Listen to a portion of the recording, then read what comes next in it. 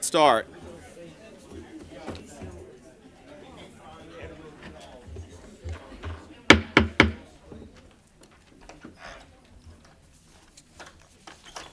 All right, good evening.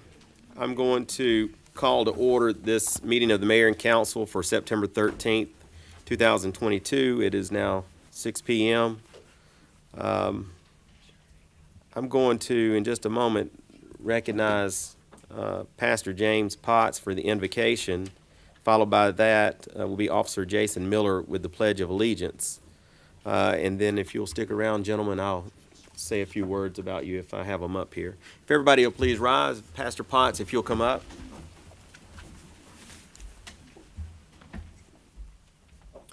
Good evening.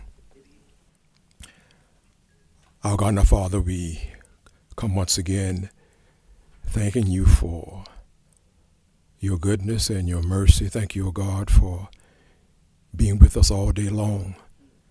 And now you've allowed us to assemble in this gathering. As we come with thanksgiving, thanking you for how you have blessed and continue to bless this city of Villa Rica and its leaders. We do pray thy continued blessings upon them, their families, all that they're involved in. Now, God, as we come, we pray that all that we do will certainly bring glory and honor to your name. For we still understand that without you we can do nothing, but with you we can do all things. So, God, give us wisdom, knowledge, understanding, and patience as we do that serve thee, thy people. Bless now and keep like only you can do. In Jesus' name we pray. Amen. Amen. All right. Officer Miller, come up.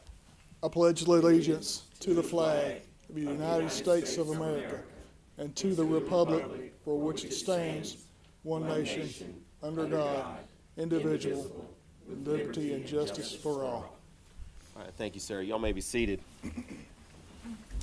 So Dr. James Potts is a 1975 graduate of Morehouse College of Atlanta, Georgia, where he received his Bachelor of Arts degree in Philosophy and Religion.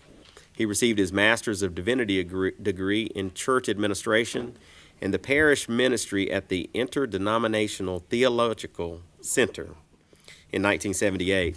He received his Doctorate of Ministry degree from Jacksonville Theological Seminary in 2006. He is the pastor of Mount Prospect Baptist Church in Villa Rica, where he has served for 36 years. Dr. Potts is married and has 2 sons. And with all those degrees, you didn't need much more bio, did you? The whole thing is degrees. Thank you for being here, sir. And Officer Miller has been here a long time. Officer Jason Miller has been happily married to his wife, Jennifer, for 9 years. They have 3 children. Jason honorably served in the United States Marine Corps as military police for 4 years. He's been employed with the Villa Rica Police Department for 22 years, with hopefully more to come. Right. Thank you for being here, sir. We appreciate that. We thank you for your service, too. And this is the first time that you've done this, right? Second time. Second time. Oh, I forgot. Well, thank you for being here tonight. Okay, let's move on to the adoption of the agenda. Is there any changes? Is there any updates to the agenda? Okay, if there are none, I'll entertain a motion to adopt the agenda. Move to adopt the agenda as presented. Have a motion to adopt the agenda as presented from Mr. Carter, a second from Ms. Marchman. All in favor? All right, that's unanimous. Okay, first thing up is going to be public comment. We ask that you sign in before the meeting, but I only have one name on this list, so let me do this one, and then I'll recognize anybody else who wants to be recognized tonight. So please keep your comments on a professional level. We will not accept comments that are considered by the chair to be of a personal attack on any individual or group of individuals. If you deviate from this protocol, you'll receive a warning from the chair. If you deviate a second time, you'll be asked to leave. Only one person speaking at a time, and please no comments from the audience. And just as a point of protocol here, we typically give you your whole 3 minutes. We don't engage with you back and forth. First up is the HR director, Lena Taylor. I have no idea why she's in public comments, but I will recognize it. Thanks, Mayor and Council. This is all good things. So I'm just here to announce the save the date for our twice annual Villa Rica Job Fair. which is happening on October the 6th, 10 a.m. to 2 p.m. at the V-Plex. We have some great businesses that will be participating, including Villa Rica, as we are looking to hire our city's finest. Oh, he's outside. But we just want to let the community know, and those who are watching, that you are welcome to attend. Our first one in June, we really had a great turnout with businesses and also with participants. So we are definitely looking forward to this one. Our police department, they really showed out. You know, they had their table was really set up. So I'm looking to make sure that our table blings, you know, and looks fabulous. But thank you so much. And I hope to see you there on October the 6th at 10 a.m. to 2 p.m. Thanks. All right, thank you. All right, that was the only person who signed up. Is there anybody else here who would like to make public comments? Okay, seeing none, I'll close the public comments portion of the meeting, and we will. Okay, would you like to make public comments? Okay, come on up. Give us your name and address for the record, and we'll recognize you for 3 minutes. My name is Courtney Schnobelin. Very close. Give us just a minute. Let that train get sorry. by, and then try to talk into the microphone. All the people at home would love to be able to hear you too. All right, go ahead. My name is Courtney Schnobelin. I'm here representing Wildwood at Villa Rica Apartments. We were just requesting if a traffic study could be done in front of the property due to how many accidents happen when people are crossing the street. And they're not just like fender benders. It's cars are totaled, people get hurt. It's been going on for years, so we would request if that could be completed. And that's Okay. it. All right, so that's South Carroll Road in front of the Wildwood Apartments behind the, Yes. Ms. Marchman was asking that. Yes. So we'll get somebody to get, staff will get with you about that. I'm sure that needs to be looked at. I'm sure Okay. it's been looked at before, but it Okay. hasn't been resolved, I can tell you that. No. Yeah, okay, thank you. Thank you. All right, anybody else? Going once. I don't usually do that. All right, closed. Okay, we're going to move into council updates now. Any council members wish to be recognized? Ms. McPherson. Just briefly, I wanted to cover a little economic news. I sent out some of this information to my email list and just a little bit of data with what's happening with housing cost and that sort of thing, because it impacts people. It impacts people, nationally, but this is individually impacting people in our ward. One thing that might be of interest is that in the second quarter of this year, and we just finished the second quarter not that long ago, U.S. household net worth fell over $6 trillion. U.S. household net income worth over $6 trillion. At the same time that this is going on, home prices escalated 22% last year, pushing the average home price in Villa Rica from $234,000 to $335,000. And I've been asking some people to share with me. I've only received a few so far from people on my email list, but this is just an example. I had one home in Reed Plantation where their taxes have basically risen about $200 in the last couple of years. This particular house is a historic house not too far from the downtown, and in 2020, the value was the appraised value. That's done by the tax appraiser, was $134,000, and their net city tax was $335. In 2021, their value went up to $147,413, with a net city tax of $368. And then the estimated for 2022, their appraised value is $175, and their estimated city tax is $437. And so this isn't really to be doom and gloom, except just to realize these are facts that are out there. And the best thing I can think to do is, buckle down, watch our spending, keep our debt under control, and help one another. because food banks are requiring, more help and more aid at this time. And there'll be some of us that can give and some of us that need it. And I just thought that's a little bit of what's happening to people right now, in different ways with all the other inflation too. That's all. Thank you. Okay, anybody else? Okay. I'll close the council updates portion of the meeting. Let's move into ceremonial presentations. Is Anthony Dollar here? Okay, I didn't see you out there. All right, recognition of Anthony Keith Dollar for 5 years of service with the police department. Chief, would you like to come up and say a few words? Sir, if you'll come on up. Let me see if I've got that up here. Yes, there you go. You have that?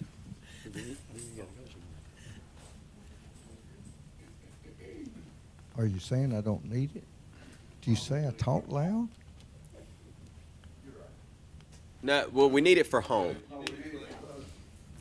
So we're going to recognize Anthony Keith Dollar, 5 years. So he goes by Keith, but Keith has been with us 5 years as an officer. He came in on night shift, worked nights for a while, worked days for a while, and now he is our detail. I can never remember that name. Detail officer. He handles the Douglas County work crew that works a lot out at the Gold Mine Museum. And I think if you ask Mr. Barber, he has done an amazing job with that crew, and we get so much done out there, and it's just fantastic because basically that's free labor for the city, where these gentlemen and ladies or the gentlemen in the detail crew come out and do all kinds of projects and just do an awesome job. And it takes a special person to do that, trust me, because if you don't be careful, they will take advantage of you. And Keith is great about keeping them in line, making them do what they're supposed to do. So we appreciate you very much, sir.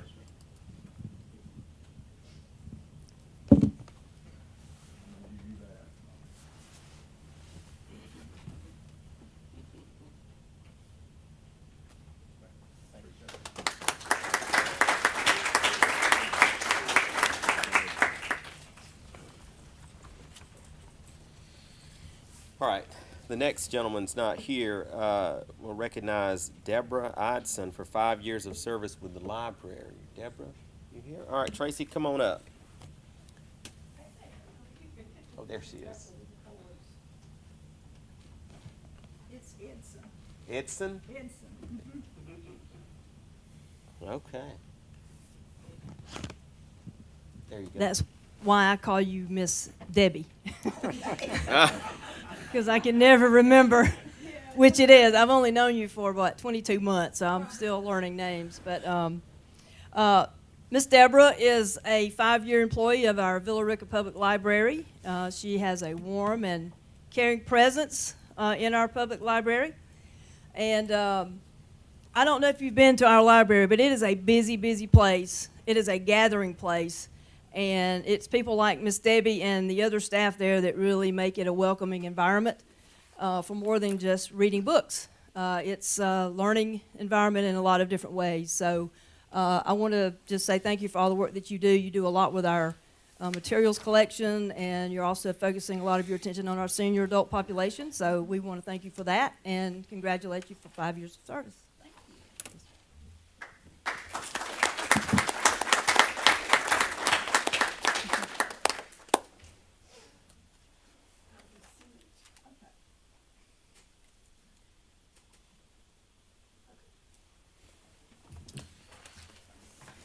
All right, next up, we're going to, I'm going to read a proclamation for National Recovery Month. I think I have it up here somewhere.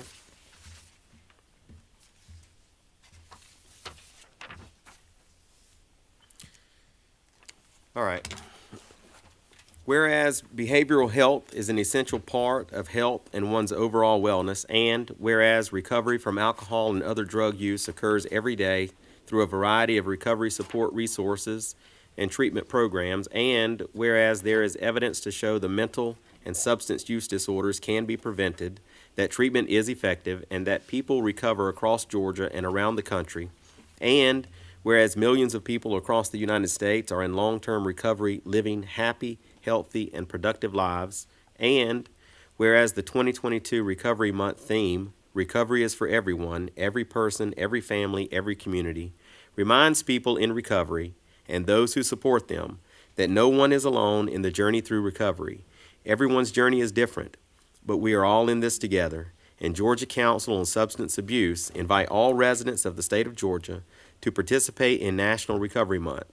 Now, therefore, I, Gil McDougall, Mayor of the City of Villa Rica, do hereby proclaim the month of September 2022 as National Recovery Month in the City of Villa Rica, Georgia, and call upon our citizens to observe this month by participating in programs, activities, and ceremonies to support this year's Recovery Month theme, Recovery is for Everyone, Every Person, Every Family, Every Community. In witness thereof, I have hereunto set my hand and caused the seal of the City of Villa Rica, Georgia, to be affixed to this proclamation on this 13th day of September, 2022. Whereas education about recovery and addiction is essential to combating the stigma and discrimination faced by people in recovery, is needed by all Georgians, including public health and safety officials, the workforce, older adults, and families. And whereas to help more people achieve and sustain long-term recovery, the U.S. Department of Health and Human Services, the Substance Abuse and Mental Health Services Administration, the White House Office of National Drug Control Policy, Alcohol and Drug Abuse Certification Board of Georgia, the Association of Community Service Boards, the Department of Behavioral Health and Developmental Disabilities, the Georgia Addiction Counselors Association, the Georgia Association of Recovery Residencies, and Gil McDougall, the mayor. Thank you. You all can applaud for National Recovery Week.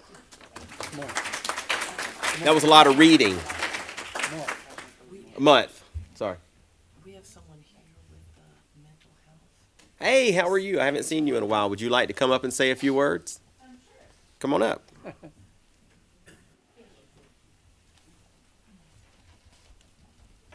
I think y'all were on the local radio recently, weren't you? Well, they've been on there a few times. Yeah, I think we've been everywhere.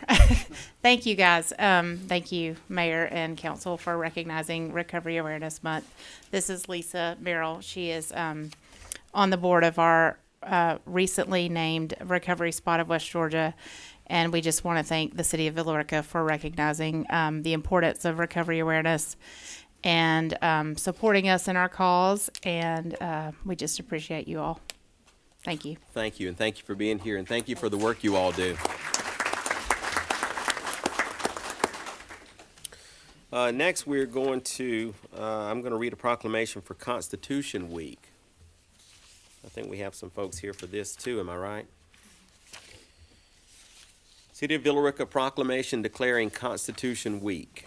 Whereas September 16, 2022 marks the 235th anniversary of the drafting of the Constitution of the United States of America by the Constitutional Convention, and whereas it is fitting and proper to accord official recognition to this magnificent document and its memorable anniversary, and to the patriotic celebrations which will commemorate the occasion, and whereas Public Law 915 guarantees the issuing of a proclamation each year by the President of the United States of America, designation September 16 through 22 as Constitution Week.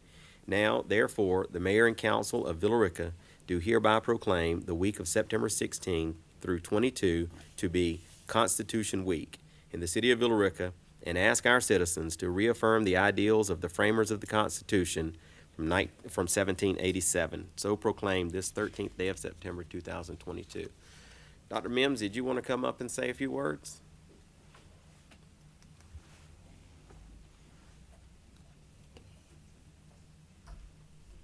Thank you, Mr. Mayor.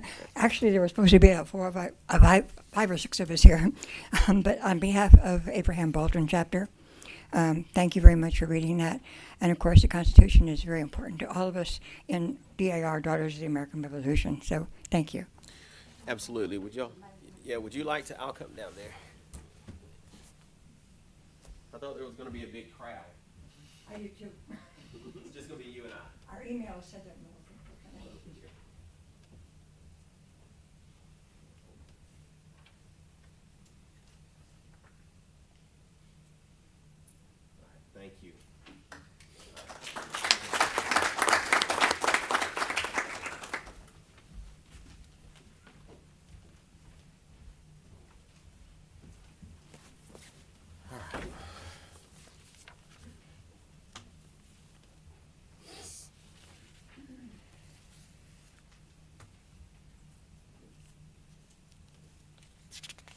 Okay, so is the next thing we're gonna do is the public hearing for the 2023 budget. We're gonna do that. All right, Jennifer, come on up. I'm used to getting the consent agenda first, but that's okay.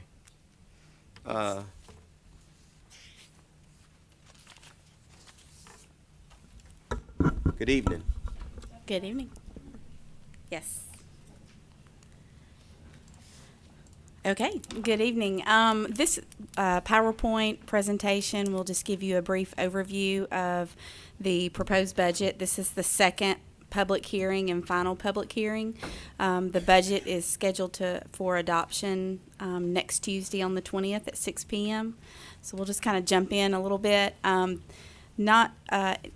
Nothing has changed except for one item, and I'll tell you what that change is at the end. It's in regards to another item that's on the agenda regarding the trucks for water and sewer, but we'll go in detail about that in a little bit.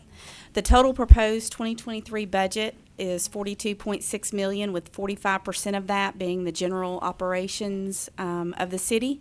Water and sewer makes up 26%, solid waste 4%, stormwater 1%, debt service 6%, self-funded insurance 5%, our SPLOST, both Douglas and Carroll 5%, capital projects 7%, motel tax fund 1%, and then we have some smaller special revenue funds that in total make less than 1% of this $42.6 million. In comparison to the 2022 budget, the general fund is showing an 18% decrease. This is primarily due, as stated before, the ARPA money, the American Rescue Plan Act funding that was received both in 2021 and 2022. We received around $3 million in 21 and $3 million in 22, and there's no funds, ARPA funds in the 2023 budget. Water and sewer has a 6% increase, and sanitation a 16% increase. As far as revenues, as you know, y'all adopted a 6.25 millage rate, maintained the millage rate as what it was last year. We also had an increase in sales tax, an occupational tax of $80,000, $697,000 in building permits, $68,000 in recreation and Pine Mountain Gold Museum revenues, a $32,000 decrease in court fines, and of course mentioned the $6 million decrease in ARPA funding.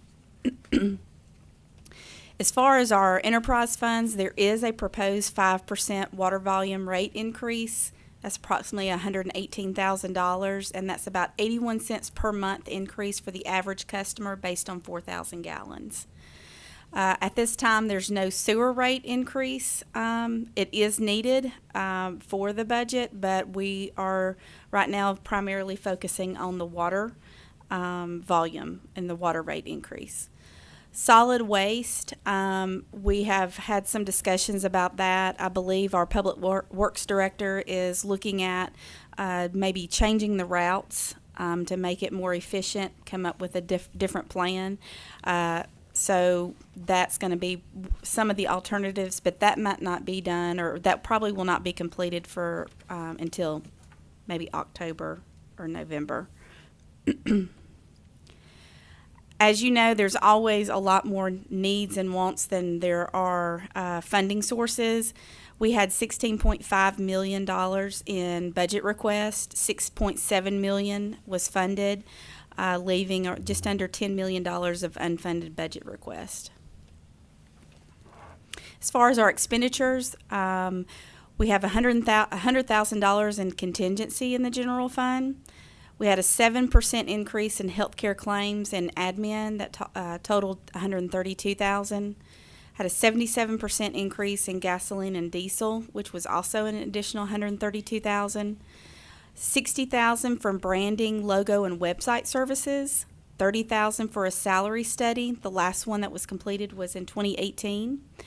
And there was just under $159,000 for various maintenance and repairs at city facilities. $75,000 for Carol Tomorrow contribution, just under $80,000 for a sponsorship to the crisis response team for an officer and paramedic position, $56,500 for Parks Comprehensive Master Plan. This would be at the facilities to take inventory of all of our parks to see what the best use of those parks would be. Then we have $50,000 for a Parks Program Consulting firm, which would be professional services to look at the programs that we offer and make sure that we're effectively using those and working with the school system and to help with their program as well. Various increases in the water and sewer fund operations for some maintenance and repair, utilities, fuel, and $151,000 additional for garbage pickup, which is associated with our GFL contract. As far as personnel salary and benefits make up $14.2 million of the budget. The prior year was $13 million, so that's a 9% increase. As far as additional personnel, there was only added about $20,000 for some seasonal splash pad attendants. While we had those attendants this year, Parks and Recreation had to move funds around to cover that, so we actually are placing those funds specifically for the splash pad attendants in the FY23 budget. And a reclassification of the P&Z specialist position to a P&Z administrator, and that's around $10,000, and that includes all the benefits associated with that.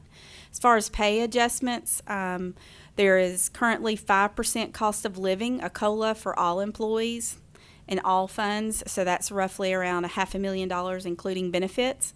And there's also $50,000 additional in the police department salary to correct some salary compression. So general fund, again, is the larger portion of the personnel costs. They make up about 78%, water and sewer 18%, sanitation 3%, and stormwater 1%. As you know, we're self-funded for healthcare claims.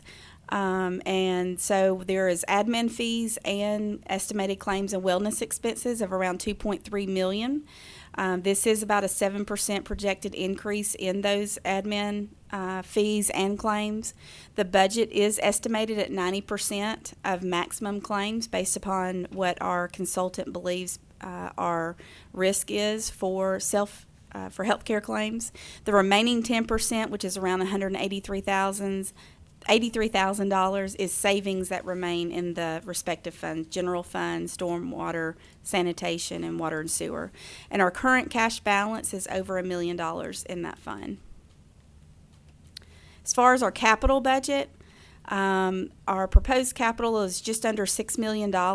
Some larger items in the general fund of $1 million is the DCA ruled downtown redevelopment of $567,000. That is our match to a grant. There's new municipal complex design and engineering of $250,000. Data center cluster server replacement $55,000. Relocate car wash to Powell Park $40,000.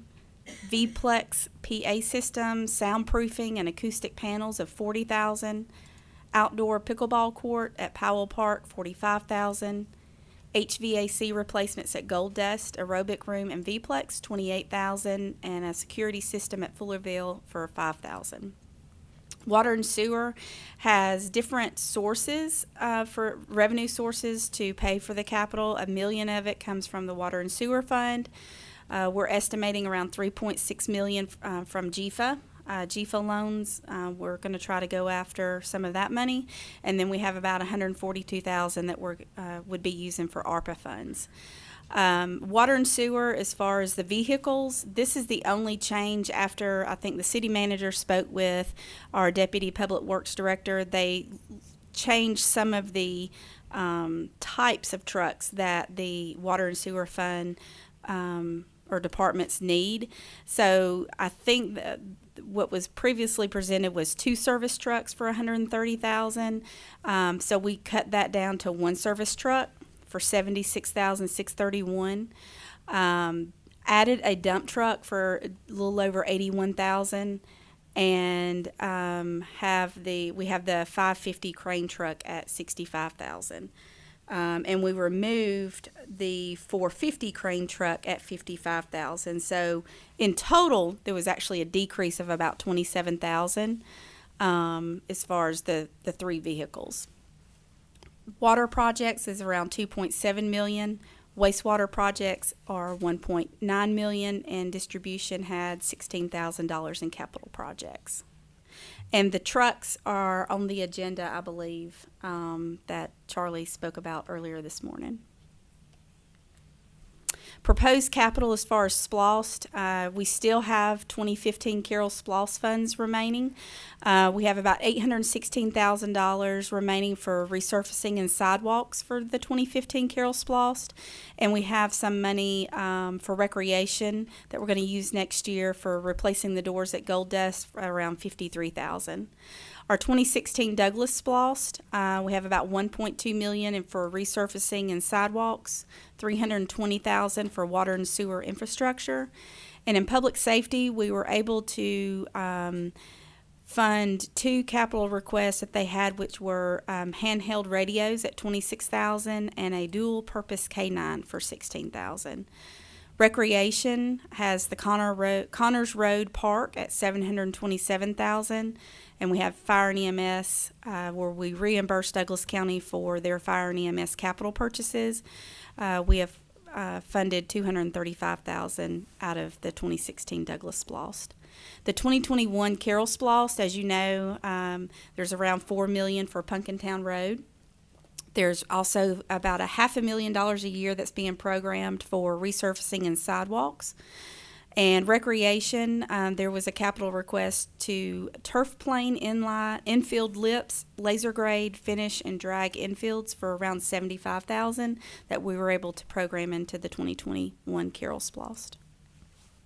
And that is my presentation. All right, very good. Council, do you have any questions for Jennifer? We've had several of these, yes. So I mean, all right, thank you, Jennifer. Okay, we're going to move on to the consent agenda. Yes, ma'am. Okay. Okay, that's fine. Come on up. I'm going to tell him. We've got a public. How many of you are? Just two? Just two. Okay. Can we include the chief? Sure, chief.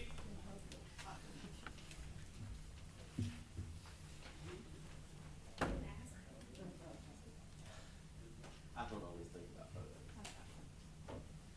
Thanks, chief. Yes, ma'am.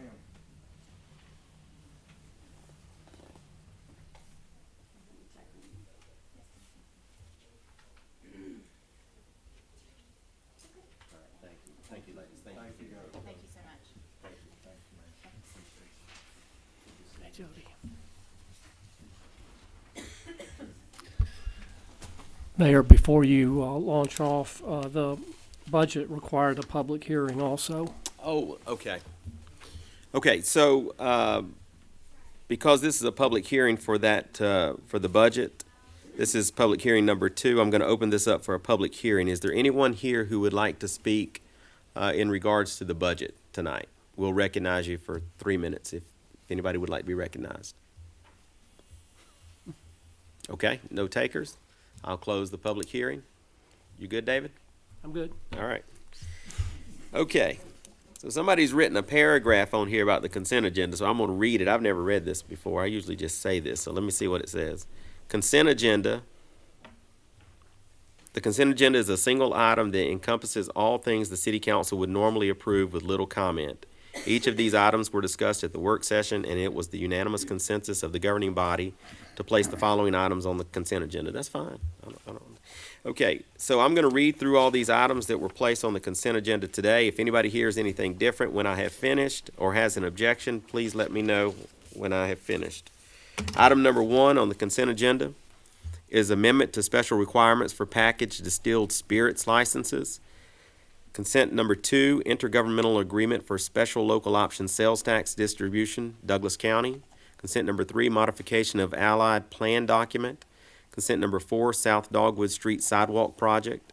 Consent number 5, electronic message boards for Mirror Lake Boulevard and Punkintown. Consent number 6, considerations of adding speed humps as traffic calming devices on Cleghorn Street and South Dogwood Street. Consent number 7, upgrade all existing SCADA units in the distribution system to cellular service. Consent number 8, West Plant pump station repair. Consent number 9, lift station supervisory control and data acquisition, SCADA upgrade. Consent number 10, low-income household water assistance program agreement. Consent number 11, fiscal year 22 budget amendments, numbers 305 through 311. Consent number 12, temporary signage for a Taste of Villa Rica event. Consent number 13, set dates for 2022 cleanup week. Consent number 14, resolution of support, reconnecting communities pilot, RCP program grant application and 20% match commitment. Consent number 15, resolution of support, railroad crossing elimination, RCE grant application and 20% match commitment. Does anybody hear anything different? I'll entertain a motion to adopt the consent agenda. Move to adopt the consent agenda. I have a motion from Mr. Carter to adopt the consent agenda. Do I have a second? Second. Second from Ms. McPherson. Any discussion? All in favor? That's unanimous. Okay, we'll move into tab C, governing body, approval of the May 10, 2022 City Council meeting minutes.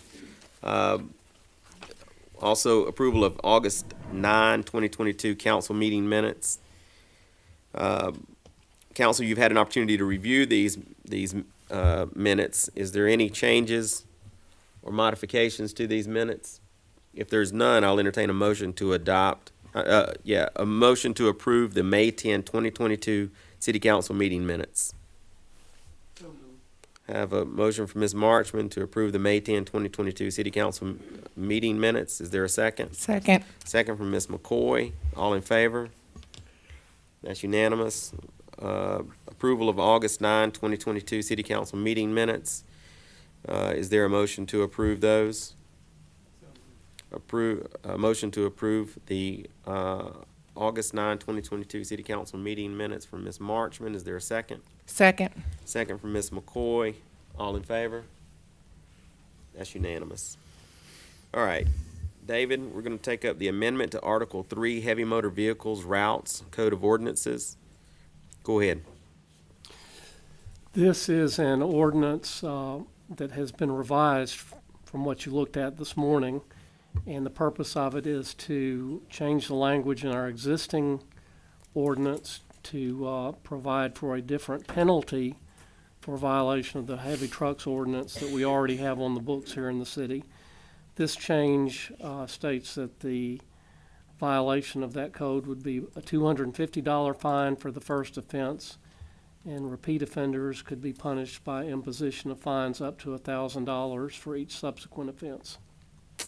Okay, this item came before us earlier today and then went back for a slight modification. Is there any questions for David at this time?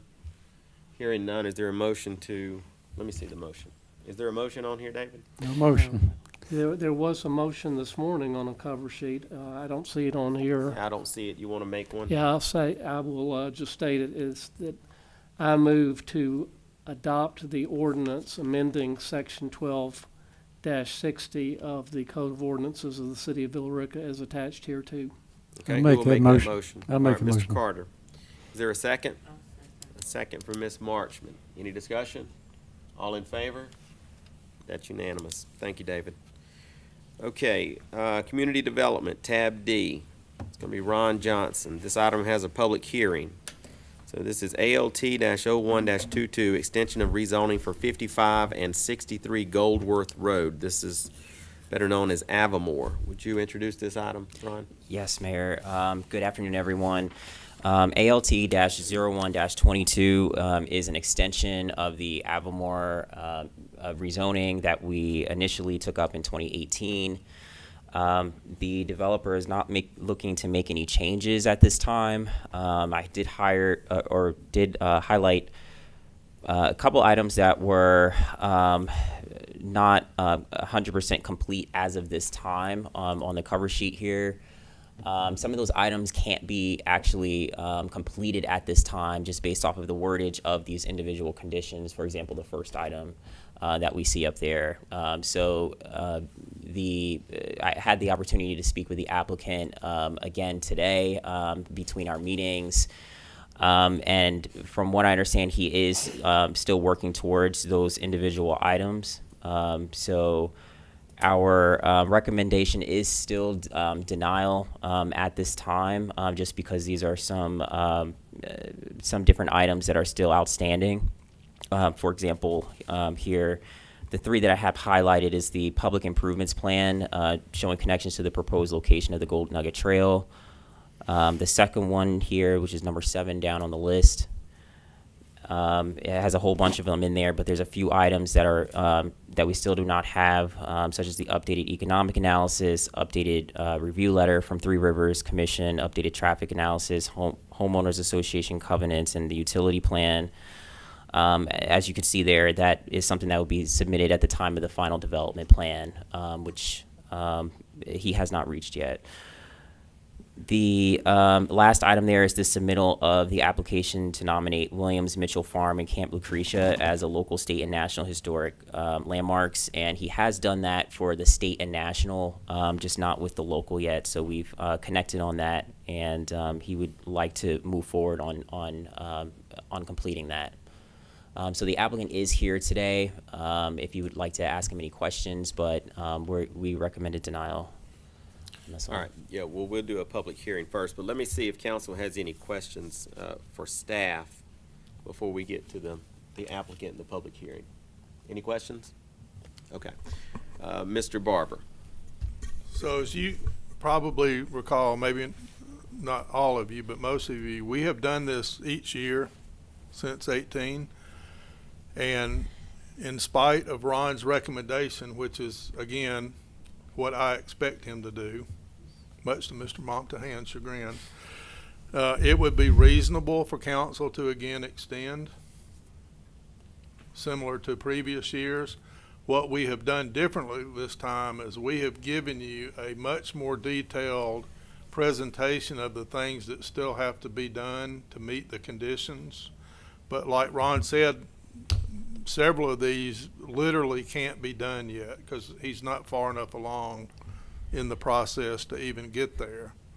So I realize Mr. Montahan doesn't like the confusion that this creates when Ron says one thing and I say another, but Ron is doing what he's been authorized to do, but you have the authority to approve or not approve, and in my view, it would be reasonable for you to approve this again. Okay. So let me do, so if there's no questions for Ron, all right, then let me do a public hearing. I'll ask a question. I right, do have go a ahead. question. Ron, I'm looking at the construction timeline. I think it's what it's titled here. Construction timeline. Where, and I see dates on here from 2020. So obviously this is not as far along as the dates on here show. I guess my first question is, what is the source of this document titled Construction Timeline?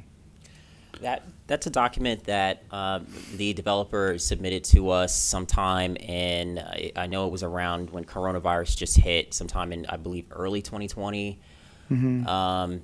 He can clarify that, but that was an initial document that was supposed to fulfill the phasing plan, at least partially. We also received a phasing plan that showed 4 different phases of the development, which we still have on file and we still use, is still valid. However, the actual timeline itself that you're looking at has obviously lapsed. Okay. And so my question is, do we know, as far as what the dates on here, do we have an updated version of this that would show their projected starts and finishes? We do not. That's the only one that I have. And I don't know if you've had a chance to study this closely, but where on this, I mean, I'm reading this like a timeline, but I guess it's not really a timeline, this listing. Where on this is he at, is the developer at? Let me see here.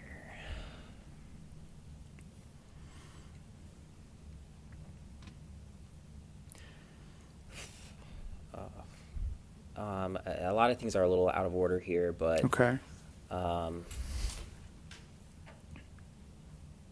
I mean, like, for example, I assume he does have an American Land Title Association boundary and topo right. survey. I assume He that, has but the Alta boundary and topo.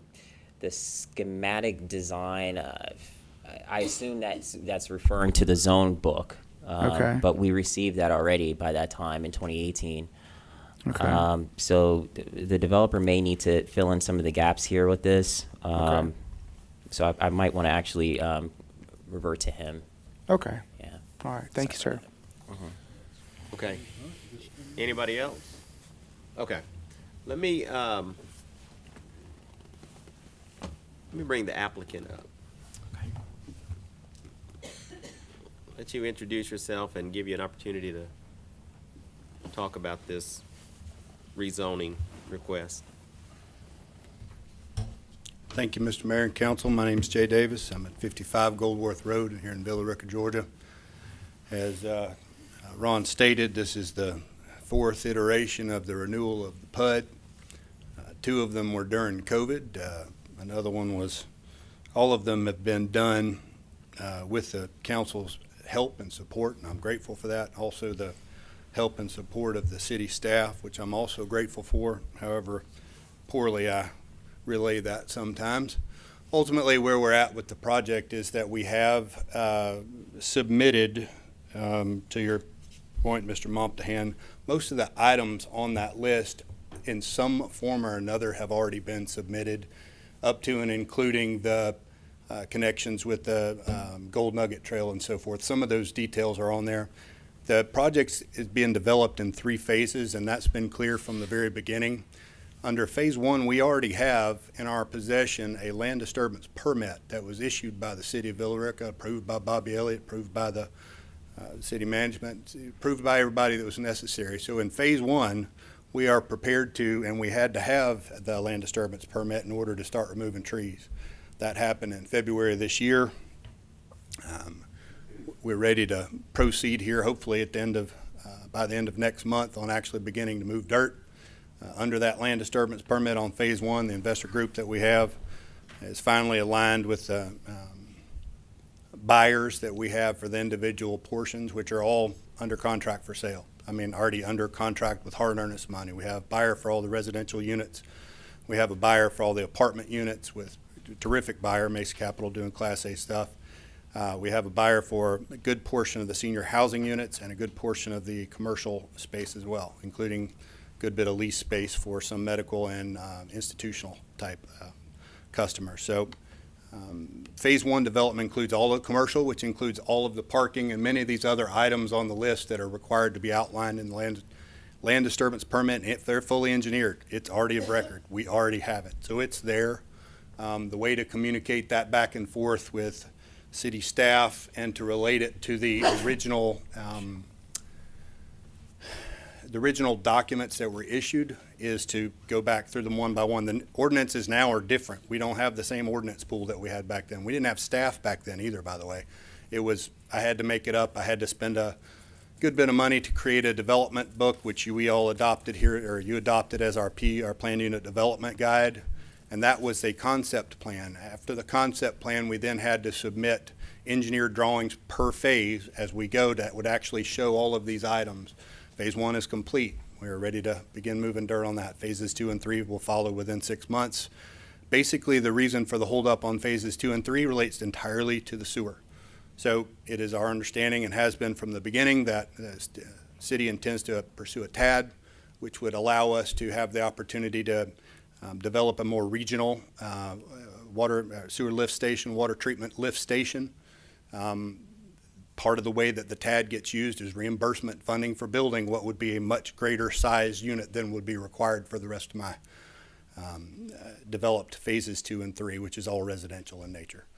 So we have to wait on that. So although I can take responsibility for not pursuing that, there hasn't been a solution that which we could live under yet in regard to the way that the sewer is going to be developed on that side of town. So I take the blame for any conditions that have slowed us down where there's a miscommunication with the city, but in regard to actually being able to submit a land disturbance permit for review, we're not there yet in regard to the way that the sewer has been set up for us to have access to. All right, so that's that. As far as the Williams Mitchell Farm and the Camp Lucretia, they've been submitted to the state and the Corps of Engineers. I have a memorandum of agreement with them to memorialize both of those places, which is a part of our original proposal with this community. We intend to follow up with that. Ron made it clear to me last week that we had to submit it to the Historic Preservation Commission here locally. We'll do that. We'll work out whatever it is for the requirements they have. I suspect there won't be any because the state and the Corps required a lot.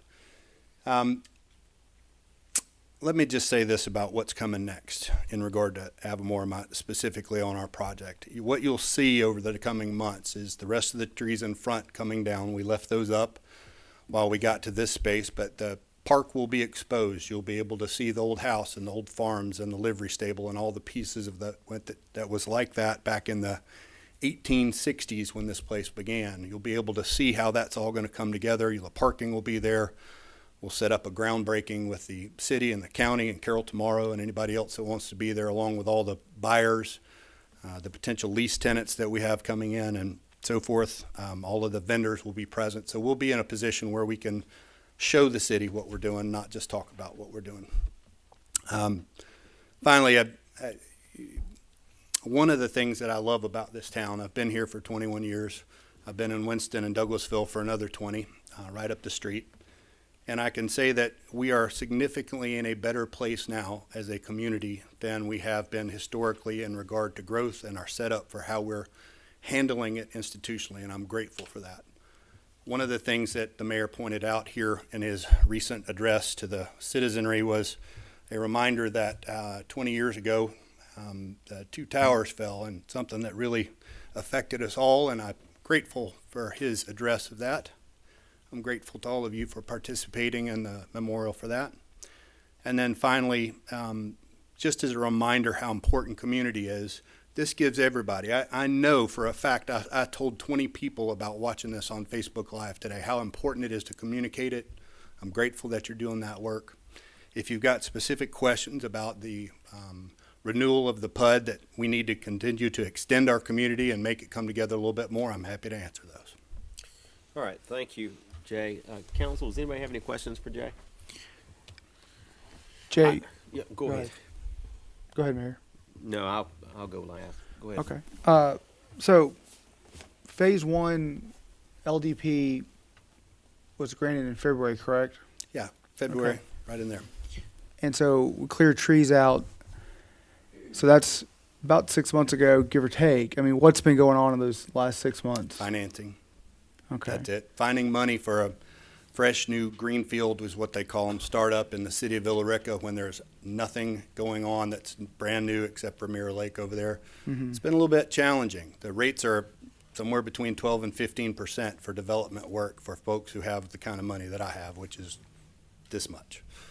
If you've got all the money that you need, you've got an easy time borrowing money. So I had to take on a finance partner who bring in the equity that will help us put together the whole project. Hopefully in the next 18 months, I think we can finish all of the stuff that we have to do from a development standpoint. So 18 months for all the phases or just Phase 1? All the phases from the development standpoint, which means moving dirt, putting in utilities, doing all that kind of stuff. People still got to build buildings. And on the individual building lots where commercial buildings will go, for instance, or for housing, and particularly for the senior housing, which takes a lot more architectural and engineering work, that will take a little bit longer. You're probably 3 years out from today to completion of those buildings. But in regard to the rest of the housing, that should be coming up here in about 9 months.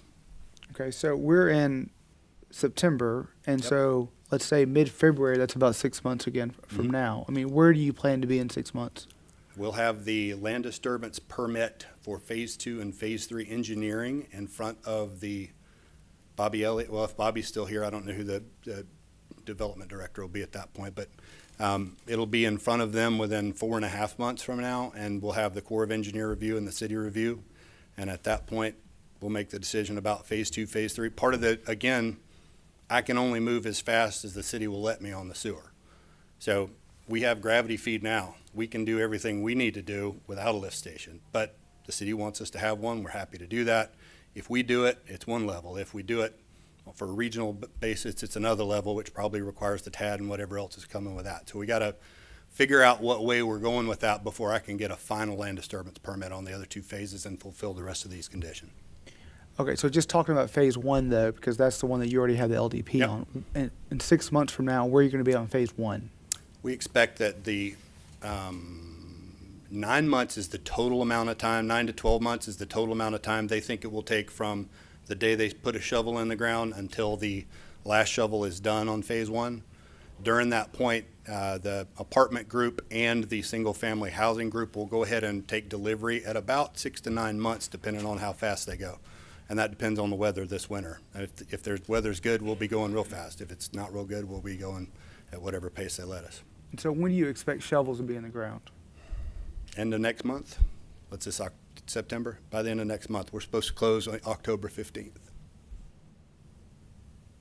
Funding closing. Sure. That's a Saturday. By on or before October 15th. So you're saying shovels, I'm sorry, go ahead. I'm big on laws, but why, I'm just confused about the staff, okay. The staff saying no, and Mr. Barber, what is your reasoning for wanting to go ahead with it? Ron is obligated to recommend or not based on whether every T has been crossed and I has been dotted. Mm-hmm. And there are aspects of these conditions that cannot be met yet because he's not far enough along. So Ron didn't have any choice but to say no, right? But practically speaking, this is still a viable project. It's not that anything has been done that makes any of the conditions impossible to fulfill. It's just we're not far enough along yet for the development to actually accomplish some of them. Because there's a big list of conditions on this zoning, right? And so to me, for y'all to continue to approve this year makes perfect sense. Ron doesn't have that authority, right? And I'm not voting. I'm just telling you what I think, which is I think it's reasonable for y'all to approve this.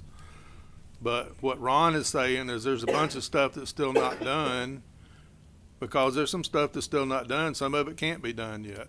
So I don't see that, and David can help me with this, but to me, that's not a basis for denying a rezoning request. Is that safe? Yeah, I think that's safe, and I guess in my mind, it's a discretionary decision on the part of the council as to whether or not you still believe that the project could be successful. And, you know, the developer has represented what his intentions are, and you have to make the decision whether or not you are willing to go along for another year or not. Okay, any more questions for the applicant? I got one more. All right, go ahead. This might be obvious, but considered that he had moved faster and the sewer's not ready.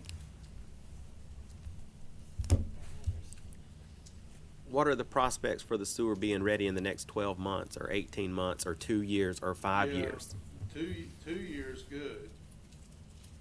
12 months, no. We're not going to put in miles and miles and miles of force main and everything that goes with it, GDOT permit under 20 and all. We're not going to do that in 12 months. So I'm not disappointed, right? Because if he had already finished grading and was finished putting in roads and was ready to start pushing me on phase 2, I'm not ready. So. All right, any more questions for the applicant before I do a public hearing? Well, can I? Yeah. So I guess my thing though, Tom, is phase 1 doesn't need all that, right? And so if in 6 months, I mean, ideally in 6 months, if phase 1 is platted, I mean, Jay, It's already platted. It's already, Okay. land disturbance permit with all of the placement of all the lots in phase one is already ready to go. I guess when I say platted, I mean, are you talking about submitting a final plat or an as-built for phase one? We can't submit a final plat till all of the actual utilities are in the ground and all of that stuff's done, which will be in 6 to 9 months. But That's what I'm saying. So Right. by this time next year, you anticipate for phase one having a final plat or as-built yes, submitted? and by the way, one of the things that's not clear from this, because it's never been clear to me, is I got to keep coming back, not just next year, but every year until we're vertical on phases 2 and 3. So whatever reluctance you have to consider this from a condition standpoint, I'm not pointing you out, Ron, as negative. I'm just saying, whatever the conditions are that keep rolling, they're going to keep rolling until we've actually built a structure on phases 2 and 3, which we cannot do until we have sewer and full engineering and all of those pieces.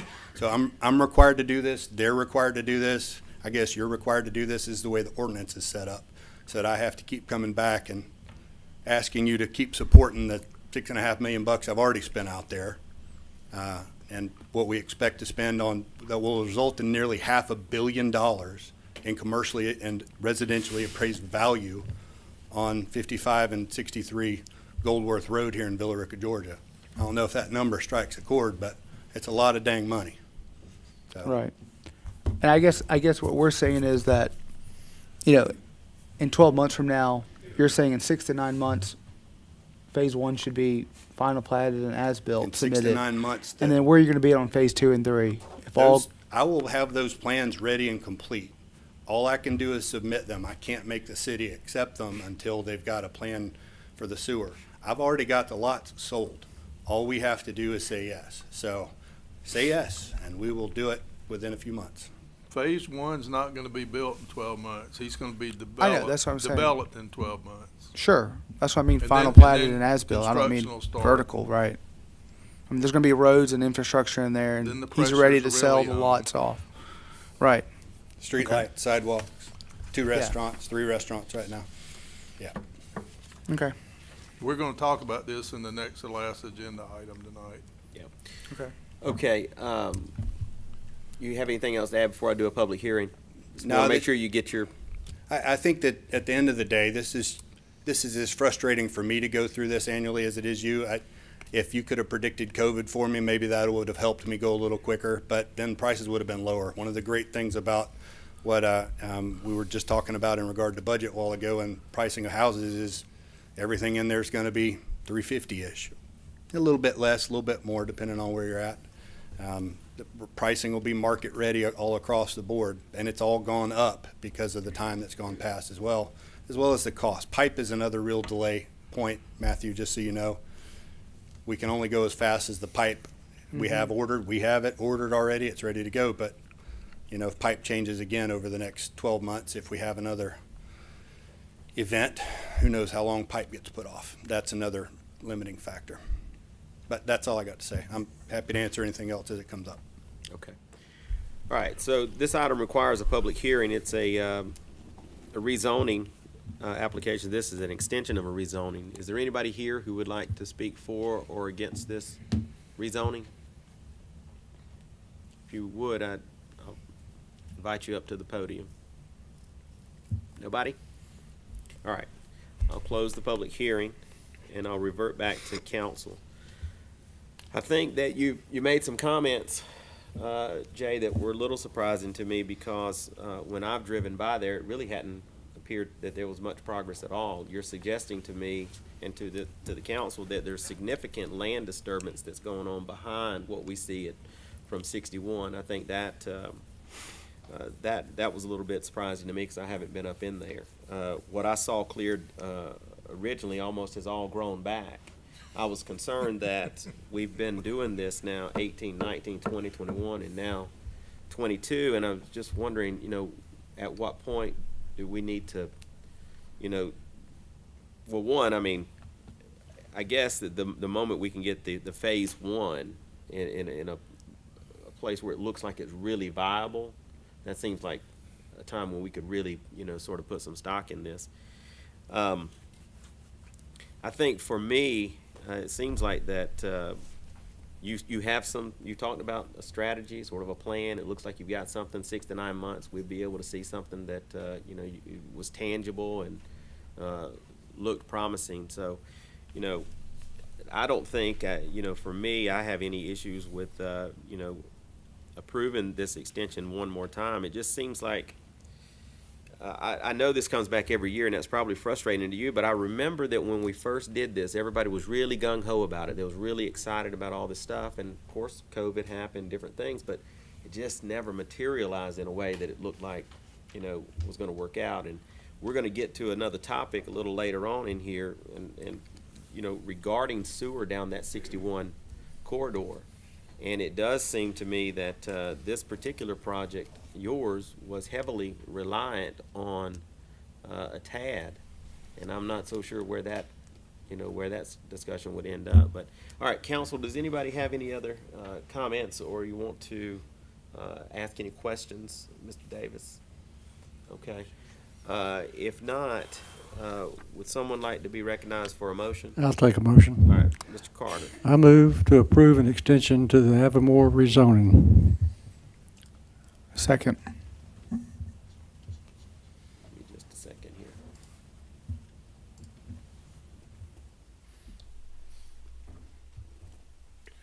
Okay. We have two parts on this. Are we leaving the second? Are we leaving the second part to do separately?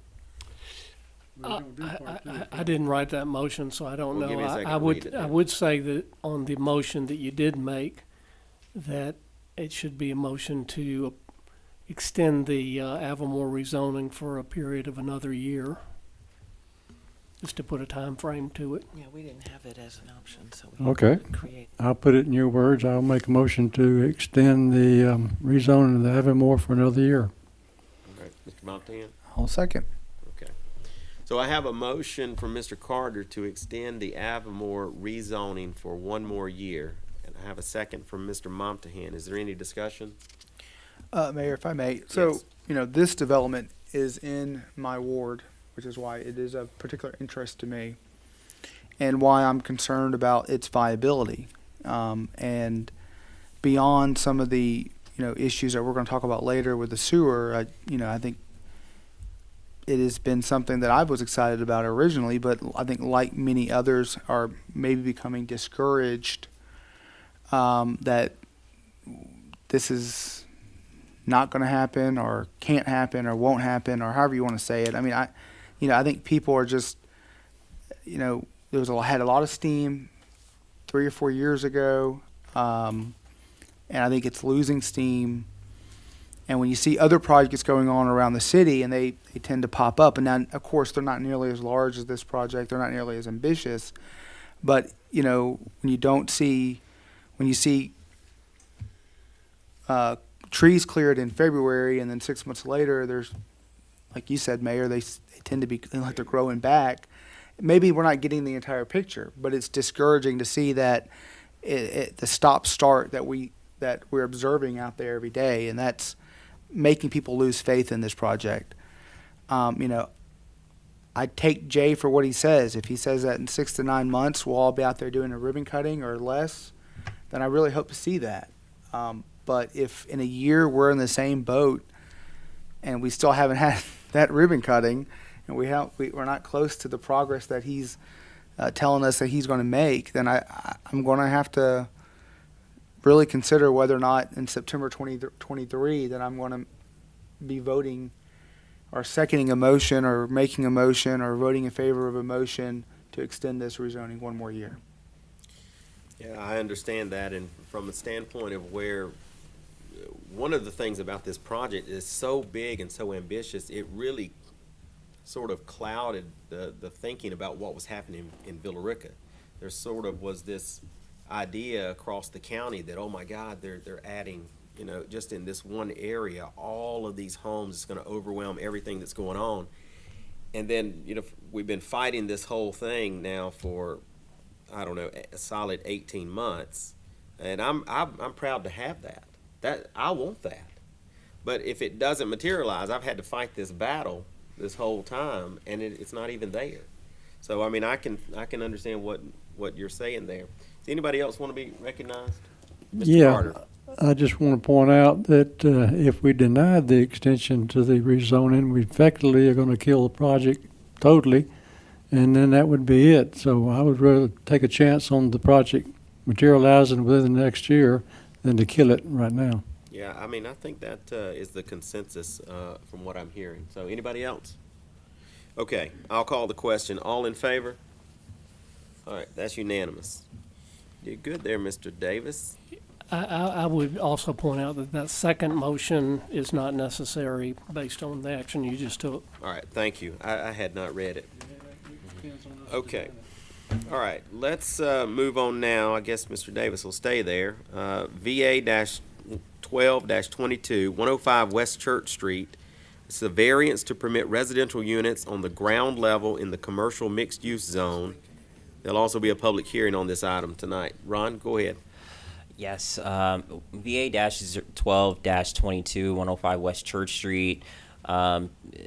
The developer is requesting for a variance from section 3.11, subsection 4 of the zoning ordinance, which requires for residential units to be located on upper floors and commercial on the ground floor within the commercial mixed-use zone. And the applicant is looking to place residential and commercial on this single-story building. There's no second story. In addition to putting commercial in the accessory structure or secondary structure that's on the site as well. So we recommended denial for this one also, listed a couple different reasons, but in short, as a planner, I had to stick with our planning documents that the city has adopted and that we've had for quite some time, including the comprehensive plan and the zoning ordinance itself.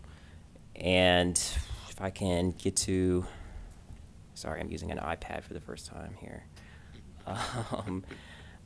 If I can show you a portion of, in my report, I did a quote right out of the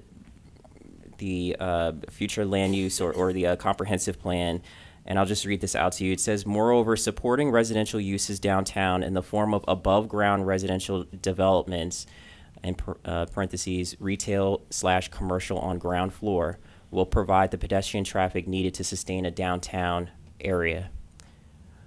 So I had to kind of rest my hat on that, and it expands further than that within the downtown activity center description under future land use map in the comprehensive plan. But ultimately, we had to kind of rest our recommendation on that. Okay. Council, do you have any questions for Ron? Yes. All right, Ms. McPherson. Okay, so I called, we spoke, took care of a couple questions, everything. Ron, would you, in your personal opinion, would you consider this an improvement for the downtown area? Yes, I would consider it an improvement. I saw the schematic drawings that were submitted over to us, and I do think and of course all schematic drawings look much, much more beautiful than typically what we end up getting in reality. But I think it's a really good use of or reuse of space, being that the space has been vacant. Any space should be probably filled. However, again, it kind of goes back to the comprehensive plan and the ordinance. Ultimately. So I acknowledge that you have to look at that way, and we have to consider it to a degree, but when I looked at the variance decision criteria, we have to figure things like, is this injurious to public health, safety, morals, general? And the answer is no in this case, because you do this report. The value of the surrounding properties, is that expected to decline? In this case, no. That's not an issue. It seemed to me that maybe the one part that was the weakness on this might be that maybe they couldn't provide what our long-range plan is because it would involve finances, because in this case, according to the architect's letter, you can't put a second story on there.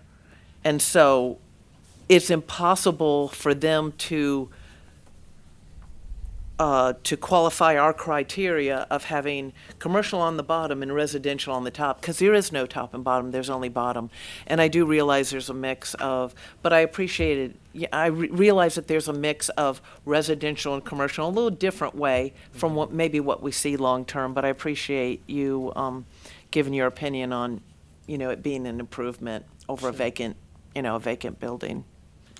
Right, and it's not setting a precedent under, or at least from anything that we've seen in the downtown, right? So we have the Villa Rica Lofts project that was completed a number of years ago. That's relatively similar to this one, except this has some commercial kind of mixed in the mix here. So we have allowed for ground floor residential previously. So it's not like we would be setting a precedent by granting the variance. Okay, anybody else? Yeah, Ron, also, I mean, if I remember correctly from my days in Main Street and Downtown Development Authority, there's also a competing interest here where, the more beds downtown also increases foot traffic too, right? That is true. Well, I would dial that back and say that it increases rooftops, not necessarily entirely a lot of pedestrian traffic. Usually what drives pedestrian traffic is commercial usage. A lot of people go straight from their house straight to their car, and then they go to work and don't come back until later in the day versus Right. a store that's open all day long. But, I mean, the more beds we have downtown also increase the population downtown, right? Which is a goal of the comprehensive plan, yes. Sure. So I think that's what I was trying to get to. Maybe I misstated it, but I think that was kind of my point. I mean, even at some point, we even try to push the idea of a hotel downtown, just again to increase the number of beds. And if I remember correctly, this area, which is right this way, a lot of the commercial uses on West Church are not retail. I mean, they're actually kind of like a warehouse almost, if I remember correctly. Is that fair? Do you agree? Yeah, this block just in back of us here is primarily commercial or industrial in nature, you could say. Everything else going west would be residential on the north side of Church Street. So, so it's not like this is going to be some sort of kind of odd man out when it comes to the rest, in the sense that it's not like you have an ice cream shop and other kind of foot traffic heavy retail surrounding it, and then this is going to be kind of like in the middle. I mean, if it doesn't generate foot traffic, then none of the other commercial enterprises on that neighboring also are really promoting foot traffic either. Right. The other uses and other parcels may not be. However, I would have to look at, well, first off, there's a lot of different uses in the CMU zone that is actually permitted by right that can increase foot traffic. As we all know, Church Street is, I'm not crazy here, but, Church Street is not a pedestrian traveled type of roadway. So this would ultimately be the first development, if there is all commercial, that stays in the building. Depending on the types of use, if it's retail, for example, that would be the only retail use on Church Street. Right. So with juggling all of that and juggling just the fact that this is truly almost like a transition area, because the CBD zone, Central Business District zone, is on this side and CMU is on the other side. So he's sitting right on a zone boundary that also kind of changes things as well. Ultimately, I wouldn't expect a lot of foot traffic on Church Street regardless, but this is what was kind of called out in our comprehensive plan for that area. Yeah, I think you kind of touched on my next point there. It's not like there's a sidewalk there or a very encouraging pedestrian, or there's an infrastructure there that encourages The pedestrian. beautification of the backside of the buildings is really impressive. Right. I walk back there, but nobody else does. Right. Well, So- at this time, there's not, but It's coming. despite what happens to this building, no matter if it stays residential, no matter if this variance is granted or not, ultimately there would need to be sidewalks, for example, and things of that nature that are just inherently a part of our zoning ordinance that would need to be installed. So we're kind of we're right at the beginning of that path of going down to improve a site, and essentially an infill site. And today, is there pedestrian facilities? No. Tomorrow, when all this is said and done, no matter if this variance is granted or not, will there be? Yes. Right. Understood. So let me orient everyone where we're at. This is West Church Street right here behind us. And which of these buildings is it? The red one? It is the red one on the corner. That currently has residentials in it. It's right behind the city-owned property here. So for anybody who doesn't know, it's right behind it.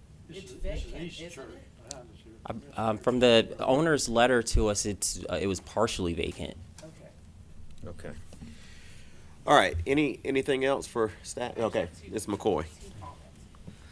Well, these are really comments more than questions, but as the mayor was saying, it does kind of back up to a residential area. There are homes and more residential that way, so it kind of fits. But also, I know you said in your opinion that it was better to have it, and I might be misconstruing your words, that it was better to have it occupied and kind of beautified than being vacant. So, but I just wanted to caution that maybe we not, just because it would be better to not be vacant than we just arbitrarily approve a variance. Mm-hmm. Those are my two comments. Okay. All right. I need to do a public hearing, but let me hear from the applicant first. So, Jay, would you like to come up and say anything? Yes, sir. Thanks again, City Council and Mayor.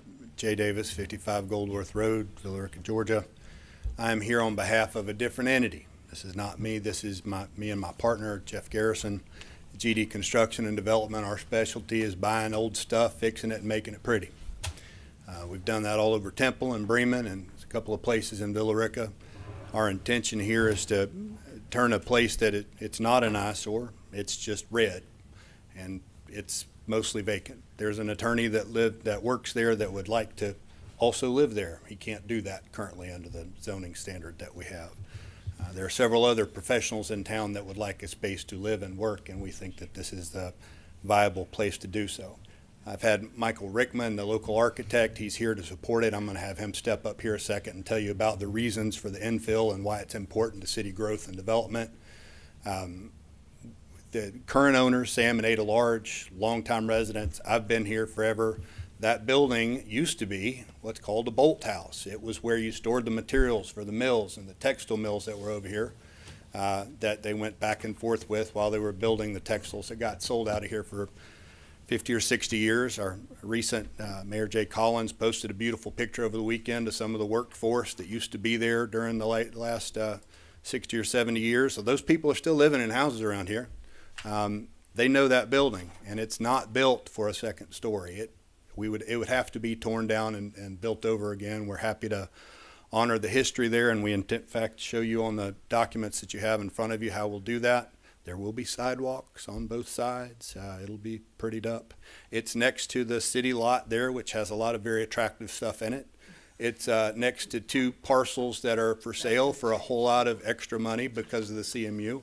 Our expectation is that we raise values around us. We expect to contribute here in the city, and I'm hopeful that Michael can describe a little bit more about what we're trying to do. And I'm available for any questions. We think it'll bring value to the city, and we're ready to put our money where our mouth is. Michael, if you'll take a second, just tell them.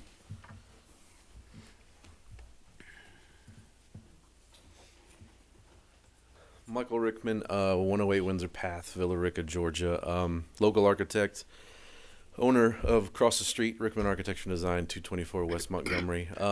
We do these type of adaptive reuse studies and executions for design and engineering all the time. So this is something that's well within our wheelhouse to kind of look at and analyze. And the building itself there has two flanking kind of shear walls that are masonry, but it's essentially a wood frame supported structure. It's sort of like a single family house that's built.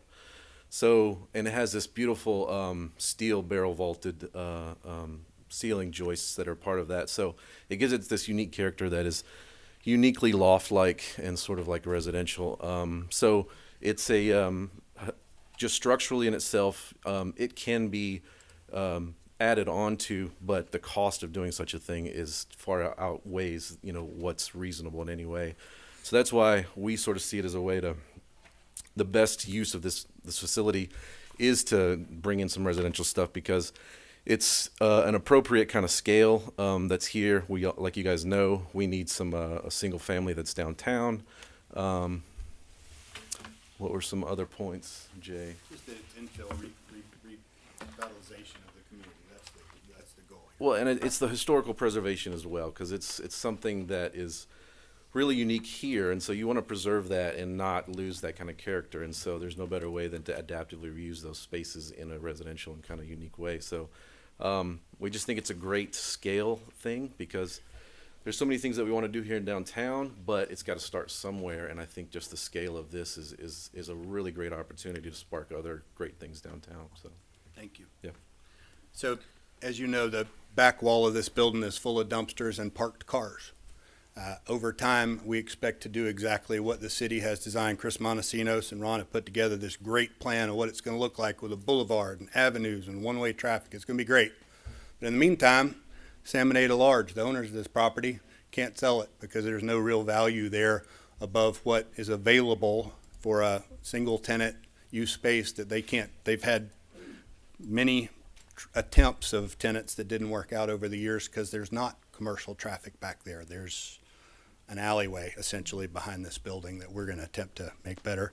And just to Ron's point about it doesn't always look better, I tore down the textile mill over there. I did all the brownfield legislation. I fixed it all, and then I built that building that's known as Stone Street Station where the olive tree is. I did that. I designed the amphitheater that's out there right now. All this was back in the early 2000s. So Tom wasn't here yet, but David was, and the mayor was, and Danny was. So, I mean, it's all stuff that I know how to do, and I can bring it to the city, and I think this is going to be a good project for us, and I'd be grateful for your support on the variance. Thank you. All right, thank you. Let me open this up for a public hearing. You want to say something, Ron? I do. I just really quickly to the council. We heard a lot of history now about the building, and that it does have obviously a narrative that really goes deep within Villa Rica's history. So I would like to see as a part of a condition that this also be added to the local historic preservation registry for the city. If that's something that the council would like to take up as a part of this application, the staff would support something like that. Prior to any changes being made to the building, so the HPC could review it. Well, how does that figure into what we're doing right now? We can have conditions on an approval of the variance. Okay, let me do this public hearing first, and then we'll get to that. I appreciate those comments, though, because you do the historic preservation committee. Okay, is there anyone here who would like to speak for or against this variance? All right, seeing nobody, I'll close the public hearing. All right, come back up. So, council, do you have any questions for Ron, in even including what he just said? I do. All right, go ahead. So Ron, wouldn't that limit his ability to redesign it like he's proposing here? If we Not necessarily. It would ultimately be up to the Historic Preservation Commission on anything exterior related. Of course, we have the design guidelines that they would have to follow, of course, as well. And ultimately, the HPC essentially serves as a design committee for the downtown area. So I think this would be relatively pertinent under their purview. Well, so, I mean, just in your kind of review so far, do you think his proposal would meet the design guidelines? I mean, I know you haven't done a full analysis yet, but for the downtown district specifically, we don't have a criteria for a specific design of a building per se, except for certain design elements that either are already currently there, they would have to be there, being that it would be a historic building, or they're not. And in this particular case, I believe the architect said this was a stick-built structure, essentially. the HPC would essentially use those design guidelines and go, of course, all the way around the property for things that actually meet versus not meet, and he would essentially have to, he can have any proposal that he would like coming to the commission, but any changes, the HPC specifically looks at changes versus what we already have on file from the day that it's actually designated. So if there's changes to that on the outside, which we all can expect, like signage and windows, doors, things of that nature, walls, all of that would essentially fall under HPC. I think my concern is that, he's kind of invested some time, energy, money, and effort here on this redesign, and that is one of the attractive pieces of this proposal, is that there's a redesign on what just kind of looks like a dated building. And so we would be kind of handicapping him now on his ability to do the redesign by subjecting him to those historical preservation rules and regulations or guidelines. Right, and they're only so, guidelines. Oh, sorry. Okay, so then he would have to come back here again to get some sort of variance or adjustment from if they were denied or however that process plays out. Well, if the HPC denies a certificate of appropriateness, he can appeal. However, the design guidelines are, again, they're only guidelines. They're not actual standards like the zoning ordinance. So just by looking at the schematics, and I'm a fan of the schematic personally, but I would definitely put that in front of the HPC, and I think that they would honestly understand that, that the type of project that he's looking to do, and that it is an adaptive reuse. This isn't constructing a new building, but it's also taking a site that is obviously underutilized and basically turning it into a fully occupied structure. So anything on the outside, signage, things of that nature, we haven't had any denials of certificates of appropriateness at the HPC at all. So, I mean, his chances of probably getting the schematic passed is probably very high. I don't think that that would be a stumbling block for him. In fact, I believe it would probably make a nicer project. If I remember correctly, there was I think this is before my time on council, there was a denial of a COA that was quite controversial. Right. I'm Yes. not remembering. That one shouldn't have been issued. That's Okay. part of the issue there. Yeah. I got you. Okay. Mayor? Yes, go ahead. I think I'm maybe echoing the same concerns. I like the idea that they're, what's there historically, they're going to integrate that in a certain way. I just don't want to bog them down with a lot of red tape. That's my only concern. And come in for this, come back for that. That's what I'm concerned about. I want them to be able to do their project. But I do like, we've done stuff. We want to preserve the historical things down here. We've made some designations. That's my concern. I need some assurance that we're not going to give them a whole bunch of hoops they have to jump through after this. And I don't know if I could truly give that other than give my experiences with the HPC thus far. And again, since I've been here, we haven't denied any certificates of appropriateness. We continuously try to work with the applicants. It's not like a hard standard like in the zoning ordinance because these are guidelines. So every building is going to be very different, and different levels of care need to be taken. So I think the HPC would probably be really good for that. Okay, so this kind of just popped in.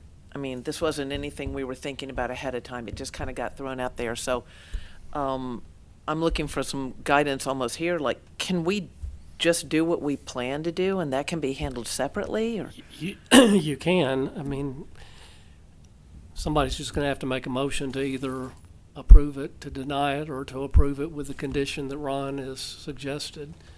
And that's within your discretion to decide what you want to do. Okay. Do we have Does anybody else have any questions for Ron? Okay. If there are no more questions, then does someone have a motion? Who would like to be recognized? I did that, right? You did, yeah. You I've did the already done public the hearing. public hearing. Do we have to change the wording on this, Just this is David? drug out. Okay. Long time. I You- think Are you ready? I'm All ready. right, I'm gonna recognize Mr. Carter for a motion. I move to approve the variance request by Jay Davis from section 3.11, parentheses 4, transitional uses in mixed-use districts. Second. All right, I have a motion, Mr. Carter, as stated. I don't remember what that was. I heard a second from Ms. McPherson. Is there any further discussion? All in favor? All right, that's unanimous. Thank you, Mayor Okay. and Council. There you go, Jay. Okay, let's move on to, this is an item that comes back to us from the work session. Public Works, purchase of 3 new 2023 trucks for water distribution and wastewater treatment plant use. Did we get the information? Tom? Did we get the information on this item? We changed the language in here, Changing the motion. which simply said that it is conditioned upon the funds being approved in the 2023 budget. That was the one change that That's was made. okay. I was thinking somebody was gonna check and see if it already No, was in the we added it to the third sentence. as a condition. I think. Okay. All right. Council, do you have any further questions on this item? No. All right. Is there someone prepared to make a motion? Sure. All right, Mr. Carter, go. I move to approve the purchase of the 3 each 2023 year model trucks equipped as specified and requested. One with F550 cab and chassis only for WWTP. One F450 cab and chassis with a service body for distribution and collection. One F450 with a dump body for distribution and collection. Conditioned upon the inclusion of the funds in the 2023 budget, I further move that the trucks be purchased for a sum not to exceed $222,876 as listed in this document. These prices include the existing crane body transfer to the new F550 and all related purchase and installation parts and labor costs for the dump body and service body to be mounted on the 2 F450 trucks. I've never seen a motion that long. That's a new That one. had to have been written by a lawyer. What in the world? I'm not taking the blame for this. My goodness, I'm not never gonna seen one repeat that long. That's a pretty good, that's a pretty good motion. All right, I've got a motion from Mr. Carter. Do I have a second? Second. Second from Ms. McPherson. Any discussion? All in favor? All right, unanimous. Yeah, Unique- John, after I've taken it up once, I don't care to do it twice unless we have to, so. Unique times and a unique motion. Yeah, okay. Let's get our financial update. Ms. Hallman, Yes, good evening. go ahead. All right, this will be as of July 2022. We'll look at cash. We're standing at around 32 million. 9.2 million in the general fund, 10 million in the water and sewer fund, 236,000 in the sanitation solid waste, and then the Carroll SPLOST, Douglas SPLOST, total around $10 million. Residential permits and taps, year to date through July, we've had 66 in building permits, which is around $89,000, and 83 water and sewer taps each, totaling $124,500 and $332,000. Local option sales tax is still continuing to come in strong. You can see Carroll County, we have experienced a 12.8% increase for what we received in the month of July of $181,000 compared to the $160,000 same time period last year. Douglas County has an increase of 14.1%. We received $163,000 in July compared to $142,000 in July of 2021. Our water and sewer fund is our enterprise, one of our enterprise funds. You can see that revenue is at $13.7 million, but again, remember that is around $6 million in ARPA funding. We have our expenditures are at $8.5 million, which is an increase compared to last year, but we are making some maintenance and repairs on some pumps and some equipment. That is around $173,000 more than what we spent same time period last year. Chemicals, we've spent about $203,000 more. Salary and benefits around $154,000 more, and electricity around $85,000 more, and that's on the sewer wastewater department. The next enterprise fund is our sanitation and solid waste. We've collected around $1.3 million in revenue, and our total expenses are around 1.2. So right now, our net income is around $71,000. Our self-funded insurance plan is performing well.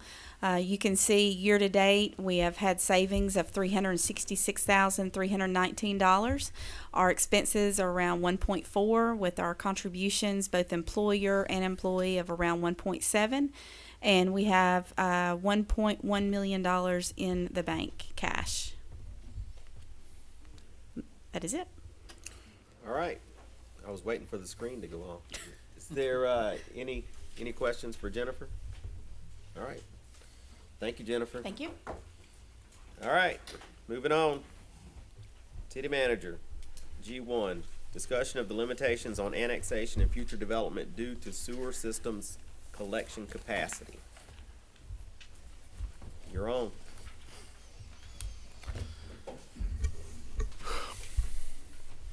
We're at a pivotal time in our development as a city, and a lot of this information we have either talked about in part or has at least been alluded to, some of it even tonight when we were looking at the Avamore decision. But we are operating in an environment that you could describe with a lot of different and conflicting descriptions. We are under the threat of growth that will overwhelm us. We also face material cost and material availability issues and rising interest rates and a questionable economy that could choke it. And we are in the midst of a nationwide housing shortage and a metro Atlanta housing shortage that could fuel it. I have no idea what's going to happen. And I don't know if it's going to be good, if it's really good, because if we're overrun or overwhelmed with growth, that actually is not a good thing. And if it's choked off, I think that's clearly not a good thing, because we know that we have two really significant capital projects in our future. We have to replace our water treatment plant, which is a minimum of 20 million. And we're either going to spend a lot of money on our raw water sources, or we're going to potentially get out of the water production business, experience a huge increase in our cost of water, and be forced into really significant water rate increases, which we will no longer control. So I know y'all have been watching this, and I know we've been talking about it, but what's happening now with this discussion and the next item on the agenda, however this plays out, is going to shape Villa Rica in the future. Whether we go from 17,000 people to 20, or we go from 17 to 25, or we go from 17 to 30,000. And whether we do that in a way that we consider smart, or if it happens in a way that we look back on with regret I think it's all out, it's all possible right now. And when I look at the 61 corridor and I look at Jay's project and I look at the other things that are going on,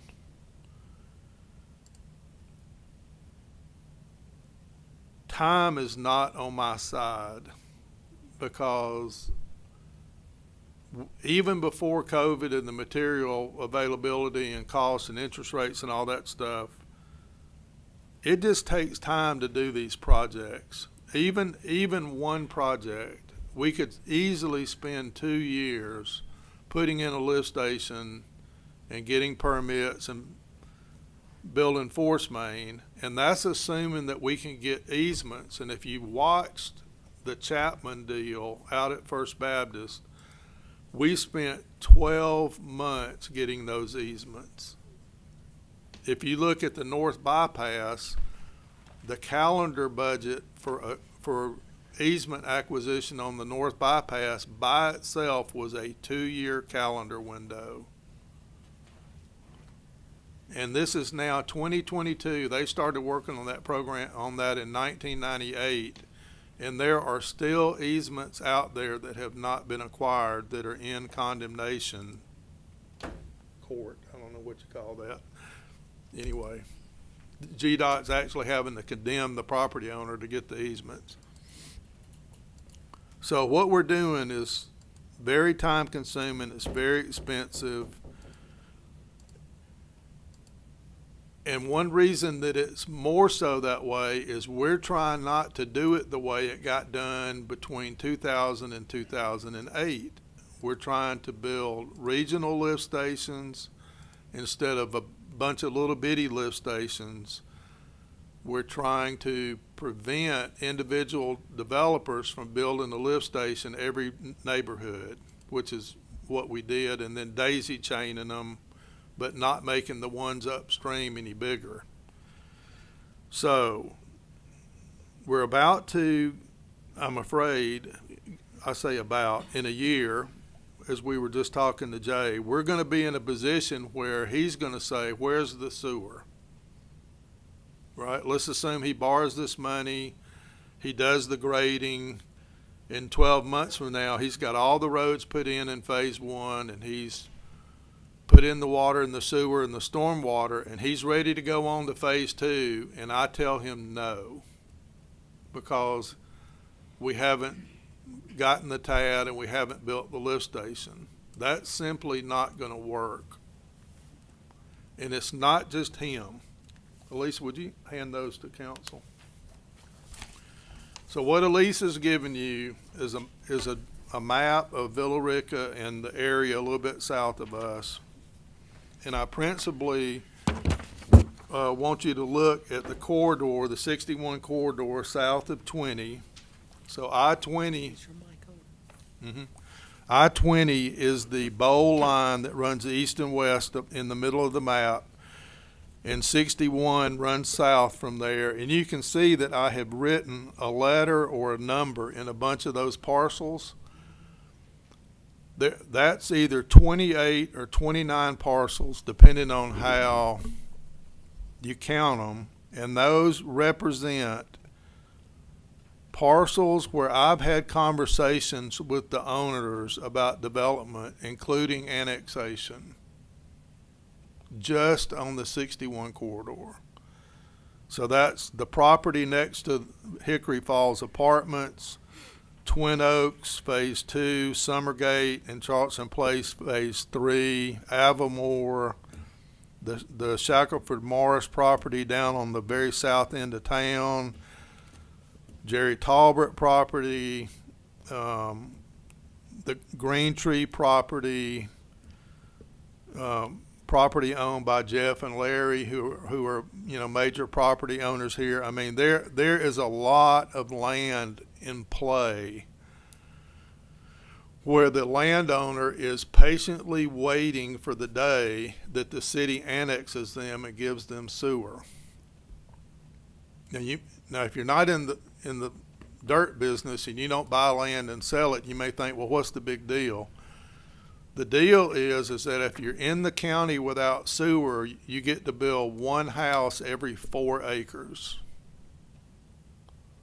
If you're in the city and you have sewer, you can build probably 3 houses an acre without really thinking about it.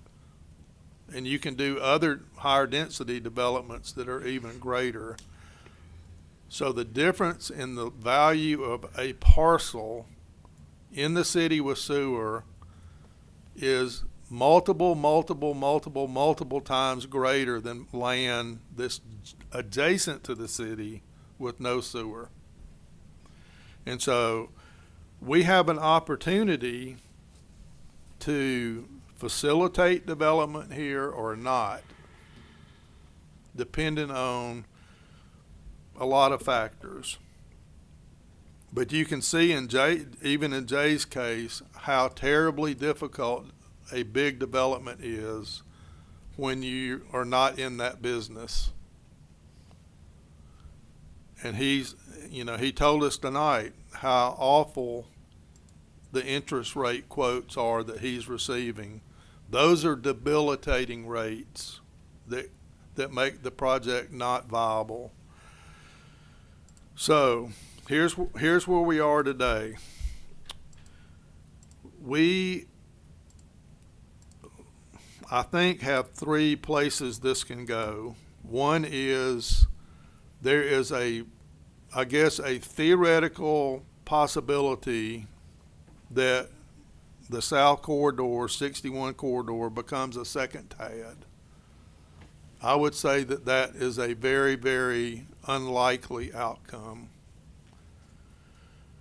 We could also do nothing, and we could just basically terminate development beyond what's already been approved. The other option that I talk about in this cover sheet is that we try to create a collaboration of developers and landowners on this corridor and have everyone contribute to a fund that would build the infrastructure that we need, which is significant, many millions of dollars. The way that we do that, though, depends on whether we're going south or not.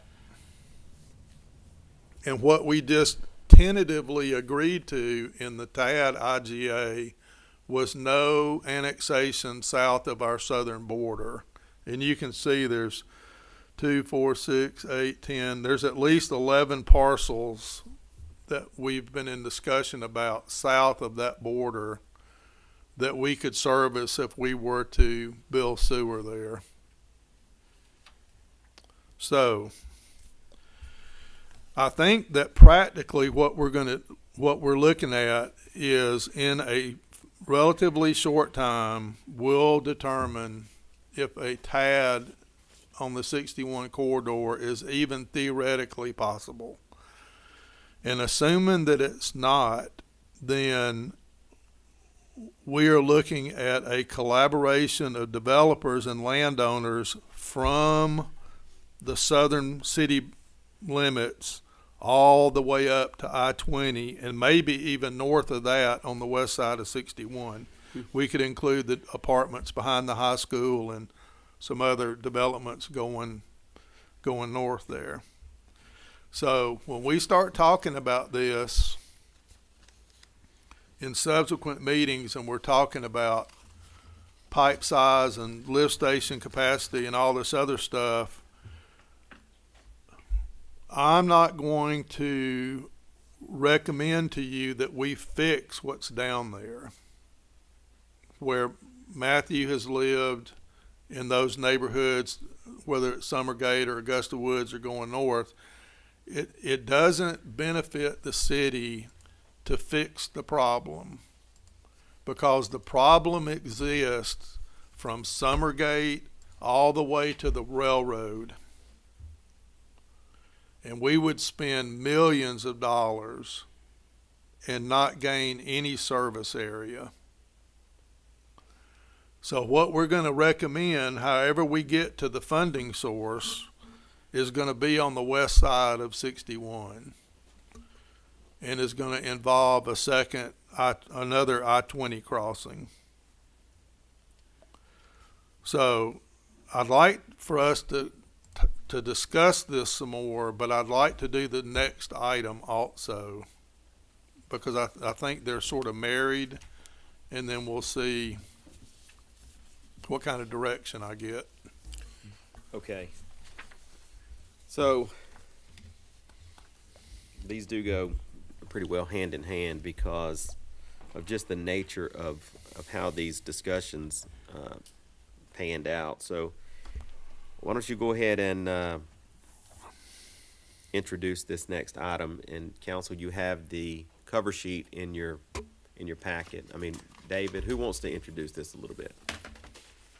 David doesn't want any part of it. Yeah, I'll defer to my comrade here. Yeah, I wrote this, so David only got to comment down some. Okay, so the mayor has worked like a dog to get to this point. You'll remember that last winter, what we were telling you was that we felt like we needed to develop an intergovernmental agreement with the school system because that's where the money was, right? 55% of the TAD is the school system. And so we started out that way, but it became obvious that that wasn't going to work. The school system said to us very clearly that they were not going to vote on an IGA, not until the school system had voted. I mean, the county had voted, but until the county had approved an IGA, which just immediately put us in a adverse negotiating position, right? So the county knew that we were dependent on them approving an IGA in order to get to the school. In addition to that, it was also pretty obvious from the beginning that we had a deadline to get a deal done, and the county did not. So what this reminded me of a little bit was like going out and trying to buy a house from somebody where the house wasn't for sale and they didn't want to sell it. That's sort of what the mayor's been trying to do. You appreciate that?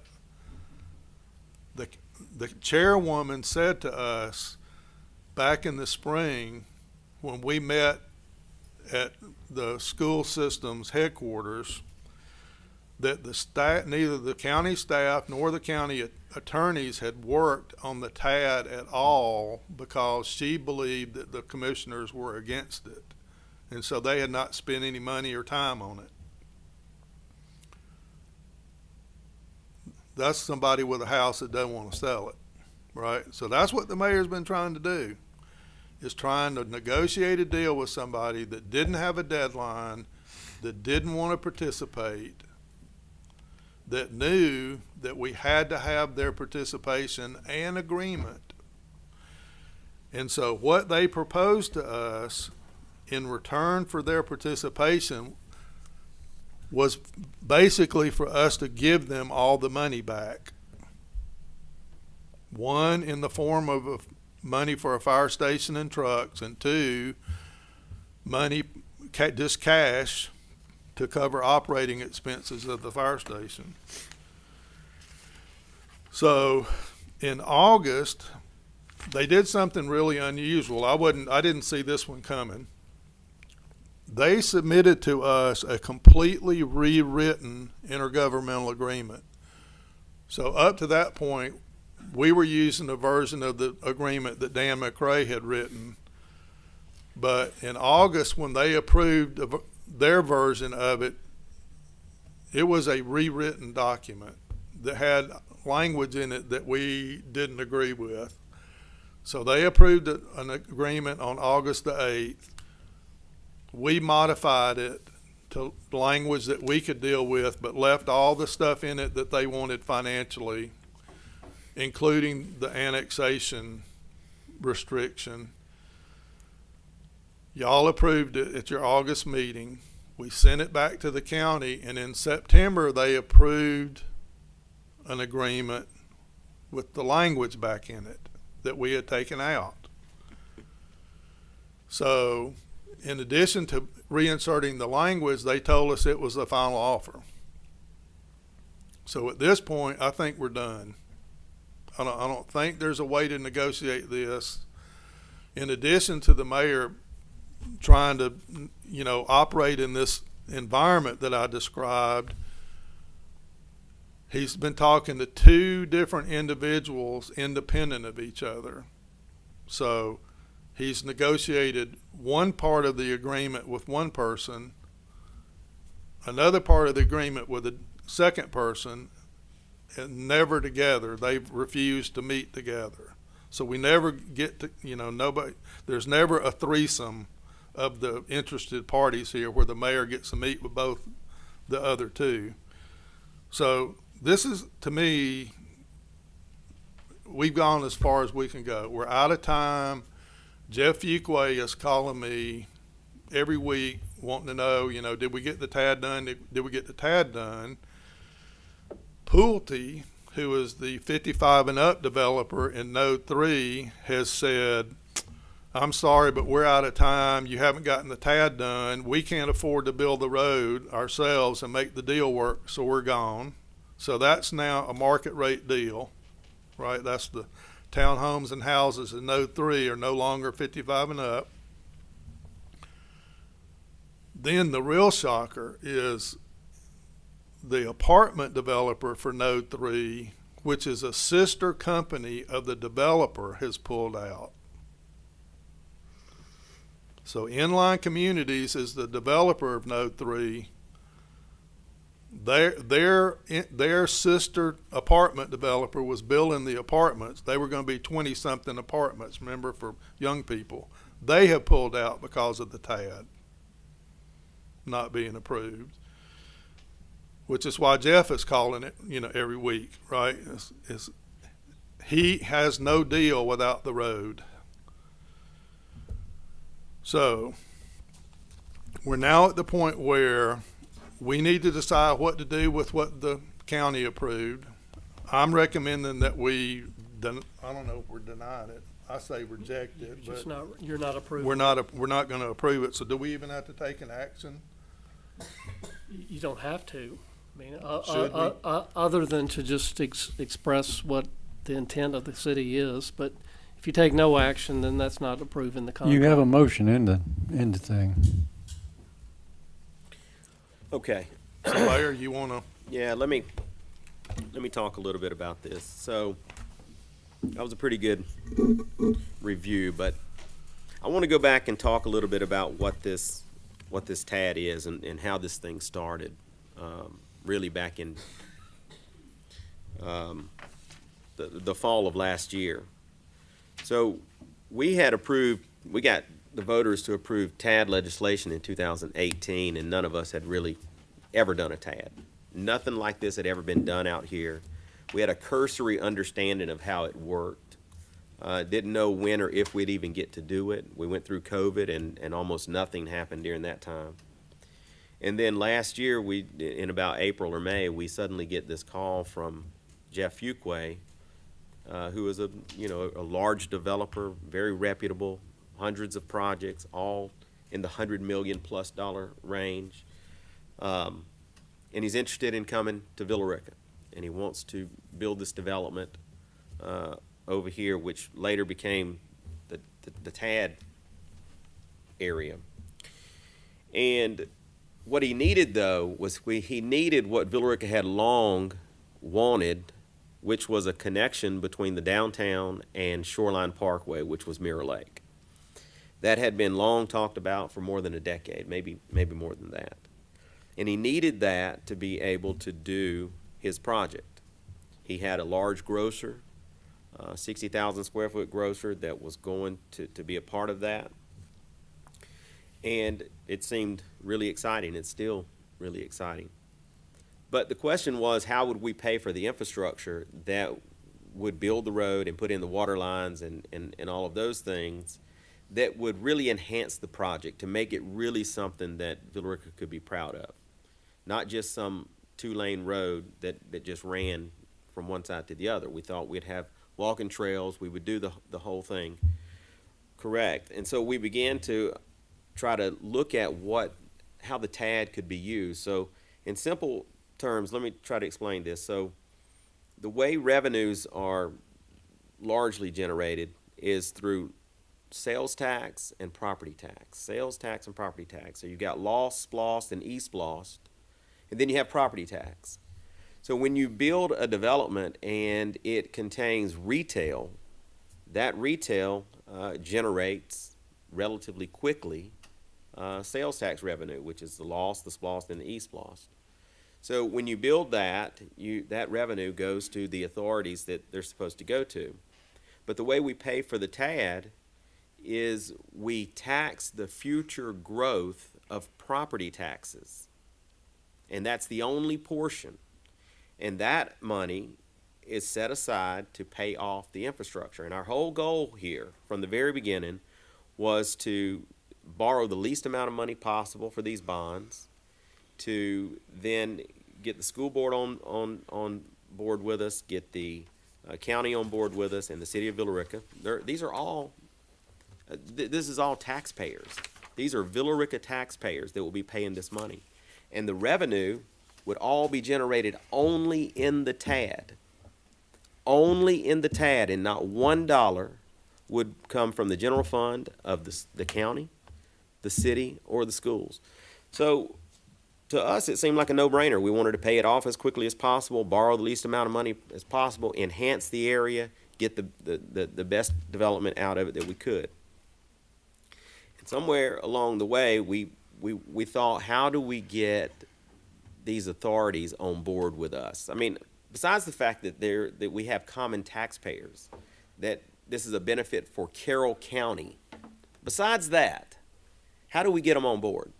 And the first thing we thought was, we knew, because we stay in really good communication with the school board, we knew that there was a enrollment, a capacity issue for Carroll County schools, particularly in Villa Rica. I mean, probably most pronounced in Villa Rica. Most of our schools are at capacity. And we thought, well, bringing in residential development could add to that enrollment problem. So what could we do? So we started thinking about the schools first. As Tom said, they're the most money. They're 55% of the property tax piece of this. And so we said, let's go to the schools and let's talk about how we can minimize the impact of enrollment. And we did that by getting these developers to agree to 55 and up housing, millennial type housing, things that they didn't want to do, but because they could be in such a nice development, they could make it work. You know, it comes down to what you can sell. They have to be able to sell this stuff. So at some point in all of that, the schools was a little skeptical. They'd never done it before. None of us had. And they said, well, like Tom said, go get a deal with the county and then come back and see us. And if you get a deal with the county, then we think we can do it. And so we went to the county, and the county it didn't feel like there were almost anybody who was interested in doing this because, well, I hate to think about the operation of somebody's mind, but there were words, things that were said like, you're growing too fast, you're not ready for this kind of growth, and those kinds of things. That this is going to create some type of urban sprawl or something like that. And to be sure, it is going to enhance the area, but it doesn't mean that if you don't do this, there's not going to be development. There's still going to be development. It's just what quality of development do you get out of it? And that's what we were trying to make the point of, that what we're doing here is about planning. It's about being strategic here so that you don't have the overruns like you see in some neighboring communities. And so, but from the very beginning, it seemed like there wasn't a lot of support for it. I mean, almost none. And so we sent them the IGAs. Well, that was in the fall. And so then the rezoning came. And you got to keep in mind, the Fuquay piece wasn't even real to us until the rezoning came, and that was in October. So once it got rezoned, then it looked like, okay, this thing is real. They're getting ready to really make this happen. So it got to the point where we needed to have a meeting. So we did it at the V-Plex on December the 6th. We had, all members of the community, a lot of county commissioners. I don't know about a lot, but some county commissioners were there. Certainly Clint Chance was there. He's the representative for Villa Rica. Villa Rica is included in his district. The chairman was there. We had the mayor from Carrollton there. We had a number of members of the school board there, and Jeff Fuquay was there, and Dan McCrae, who was our consultant on the TAD, was there. And he explained how this whole thing would work. And we thought, okay, that'll get us someplace. Because like I said, it only taxes the future growth and only the property tax portion of it. So you're asking yourself, you're giving up nothing. If there's no development, you just sit there getting the same amount of money you were always getting. If you do this, you're going to keep getting the same amount of money you were always getting, but any growth money would go toward paying off the infrastructure. It seemed so easy. So we sent copies of the IGA to the school and to the county. And the schools basically told us, you got to get this deal with the county. And the county never even communicated on the IGA till the spring. So they got it in December, really late December. I'd say maybe even early January. But it wasn't until, we started sort of, pushing in March, because we thought we had a May deadline at the time, that they actually made a proposal to us. And when we read the proposal included something called pilot payments, which we had never seen in an IGA, in a TAD. We hadn't, but keep in mind, we'd never seen TADs before either. But the pilot payments equaled more than the potential increment from the county. The original pilot payments were $5 million. You got to remember, at the time, we were looking at a $15 million project. 17 million, something like that. And it's escalated because of, cost concerns and supply chain issues and those kinds of things. But at the time, we were looking at a $17 million project. And they were asking for $5 million back, which was probably every dime of the projected amount that they would have put in. And we said to ourselves, we don't know how to make that work. I mean, that just seems to escalate the borrowing, and it seems to take longer to pay it off. But it seemed like that was going to have to be part of the deal. So what we eventually figured out, we think correctly, what they were really after was to be able to enhance the fire service, to maybe have another fire station in Villa Rica. So we began putting together a plan, said, how can we make that work? Because in a TAD, we can buy capital, we can build buildings with that TAD money. So we went back to the county with that and said, okay, look, what if we include this? Still not knowing if the schools would agree to it. Remember, they're 55% of this thing. But we go back to the county and said, all right, what if we build you this fire station, and then we include 2 fire trucks in it? Can we get that done? And it seemed like that was workable. And then they asked for some operating contribution. I want to say maybe, I don't remember what the first amount was. Was it $250,000? I think maybe $250,000. And we said, okay, we can do that. And then there was some discussion about who would own the fire station. And, I wanted to reserve that fire station ownership for the city of Villa Rica, because someday we'll have our own fire service. But they said, well, look, we'll be operating it, and maybe we should just own it. And we said, okay, we'll work that out. So give them the fire station, the ownership of the fire station, the 2 fire trucks, and $250,000. And the $250,000 could not be paid out of TAD money. That was going to be paid out of Villa Rica's general fund. So we thought we had a deal there, and then the annexation was the question. The original proposal from the county, which was included in that original pilot payment, was that you do no more annexing anywhere. You're locked where you're at until you pay off these bonds or you get permission from the county. No more annexing. That couldn't work either. The city of Villa Rica could not give up its annexation power. That was just not going to happen. Eventually, though, Chairman Morgan, I think, really come to the table and worked hard on that, and was able to get to an agreement on the annexation such that the city of Villa Rica would just agree for 10 years not to annex south of the parcels that were already in the city of Villa Rica on 61. We could live with that. We then had the fire station, the fire trucks, and the $250,000. Well, then that $250,000 became $500,000. And we said, okay, I mean, I don't know how we're going to get this done, but there's some ways that we might be able to do it, and we need to get this TAD, so okay, we'll do the $500,000 too. Keep in mind, we know we got to get to the schools, and we also know that we have a deadline with Fuquay. So that's what we're working with. So we end up doing that. And then, like Tom said, on August the 8th, I believe it was, we got a new document that was not redlined. We had no idea that all of the language had changed. It was a completely new document.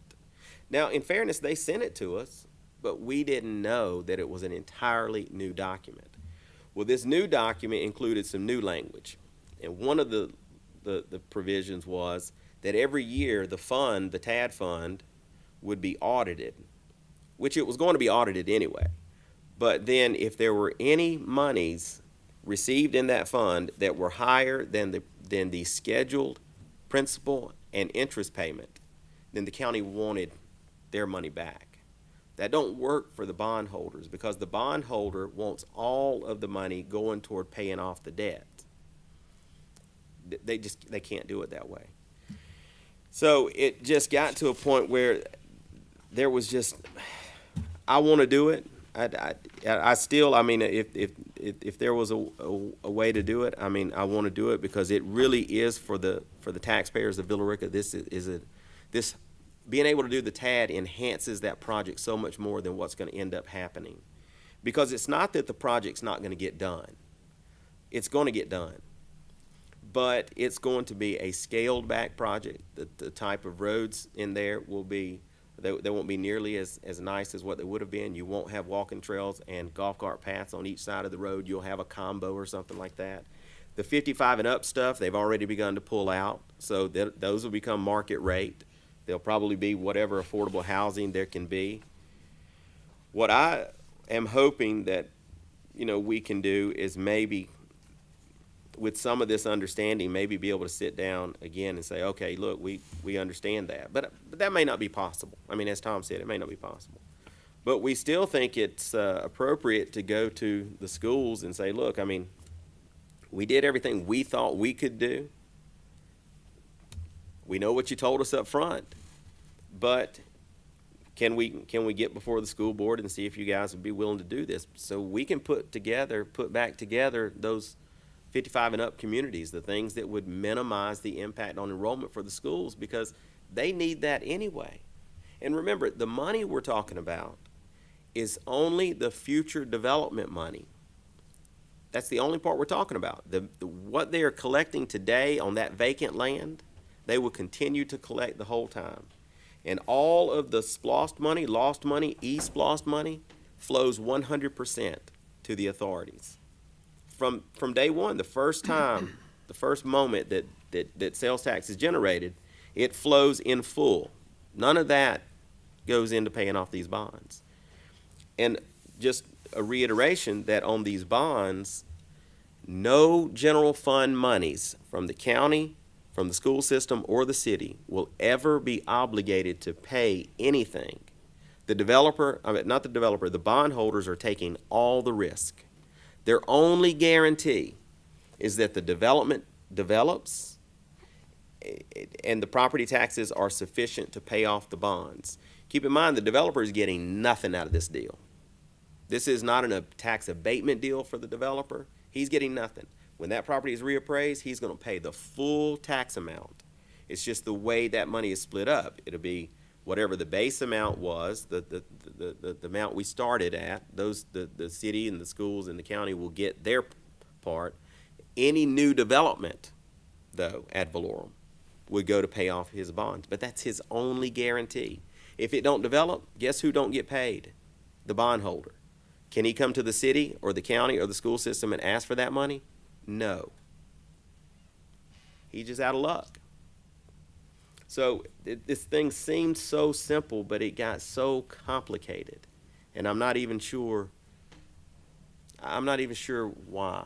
I mean, some of the things I heard mentioned at the commission meeting really were shocking in a way, because it seemed like some people were suggesting that the county was about to pay for something in Villa Rica. Now, keep in mind, Villa Rica pays taxes to the county.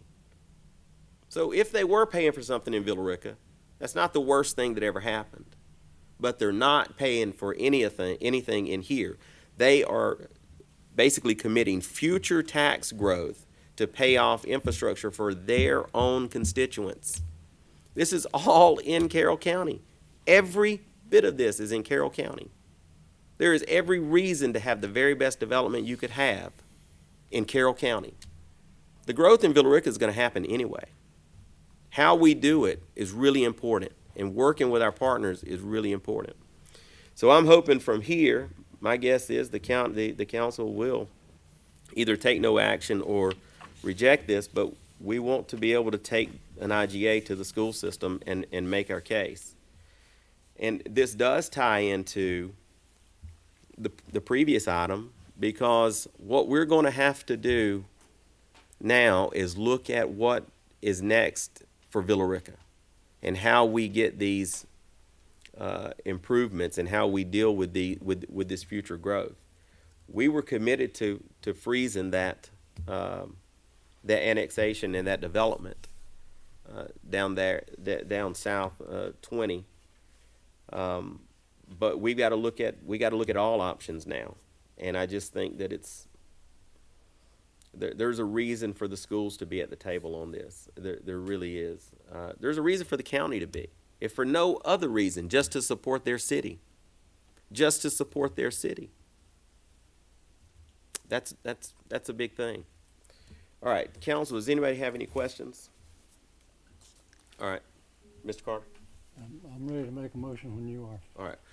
So, does anybody have any, Tom, do you have any further discussion? Do you want to talk at all about the first item before do you want to tie those two together, or do you feel pretty good about where we're at? It's getting near 8:30, which is the witching hour. Yeah, it is for me. It is for me, because I don't like to be here that late. Okay, so if we don't have anything else to add, no further questions, then I'll recognize Mr. Carter for a motion. Okay, I'm going to make this motion, and I've been on the sidelines watching negotiations go on. I can say from my point of view, it looks like Carroll County did not negotiate in good faith. So I'm going to move to reject the attached intergovernmental agreement dated September the 6th between Carroll County and the City of Villa Rica. Further, the mayor and staff are authorized to submit a draft version of the IGA to the school board for their consideration as soon as it's practical. All right, I have a motion from Mr. Carter, as stated. Is there a second? Second. All right, I have a second from Ms. McCoy. Is there any further discussion? Just a little bit. Ms. McPherson. Because I wasn't in on the negotiations, I'm not willing to say who operated in good faith and who didn't. I just don't feel I'm in the position to say that. And the only other thing I'd say about the annexation, and this is just a clarification, if I recall, and correct me if I'm wrong, it was no annexation without the approval of the county. Now, it may be that you're thinking, well, we're not going to get it, even if we ask for it, but I just wanted, that was my understanding. It wasn't no annexation, but not without the county. Is that correct? I think that probably is correct. Okay, right. That's all. Okay. Any other discussion? All right. I'm going to call the question. All in favor of Mr. Carter's motion? All opposed? Okay. That is unanimous. All right.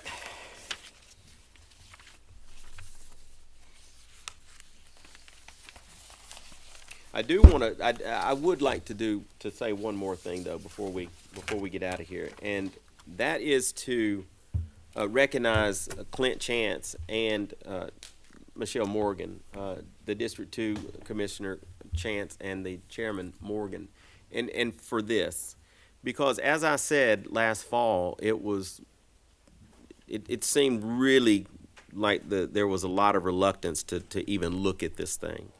And as Tom said, the chairman did believe that there was no appetite for it, really, even in the spring when we met. However, she did, along with the Commissioner Chance, really work to try to build a consensus and a majority to get something to us. And without that, we wouldn't even have this here today. And I think they probably got what they could get. It just doesn't work for the bondholders. It doesn't work. But I do want to give them credit for their efforts here, because this was tough. This was tough because you already had a county commission that was largely opposed to this for whatever reasons. I mean, whether it was just it being so new and not maybe understanding the intricacies of it, or maybe fully understanding it and just not liking it. But the bottom line is those two people, and maybe there were more, but those are the two that I really worked with, and I think they put in a good effort here to get us this version tonight.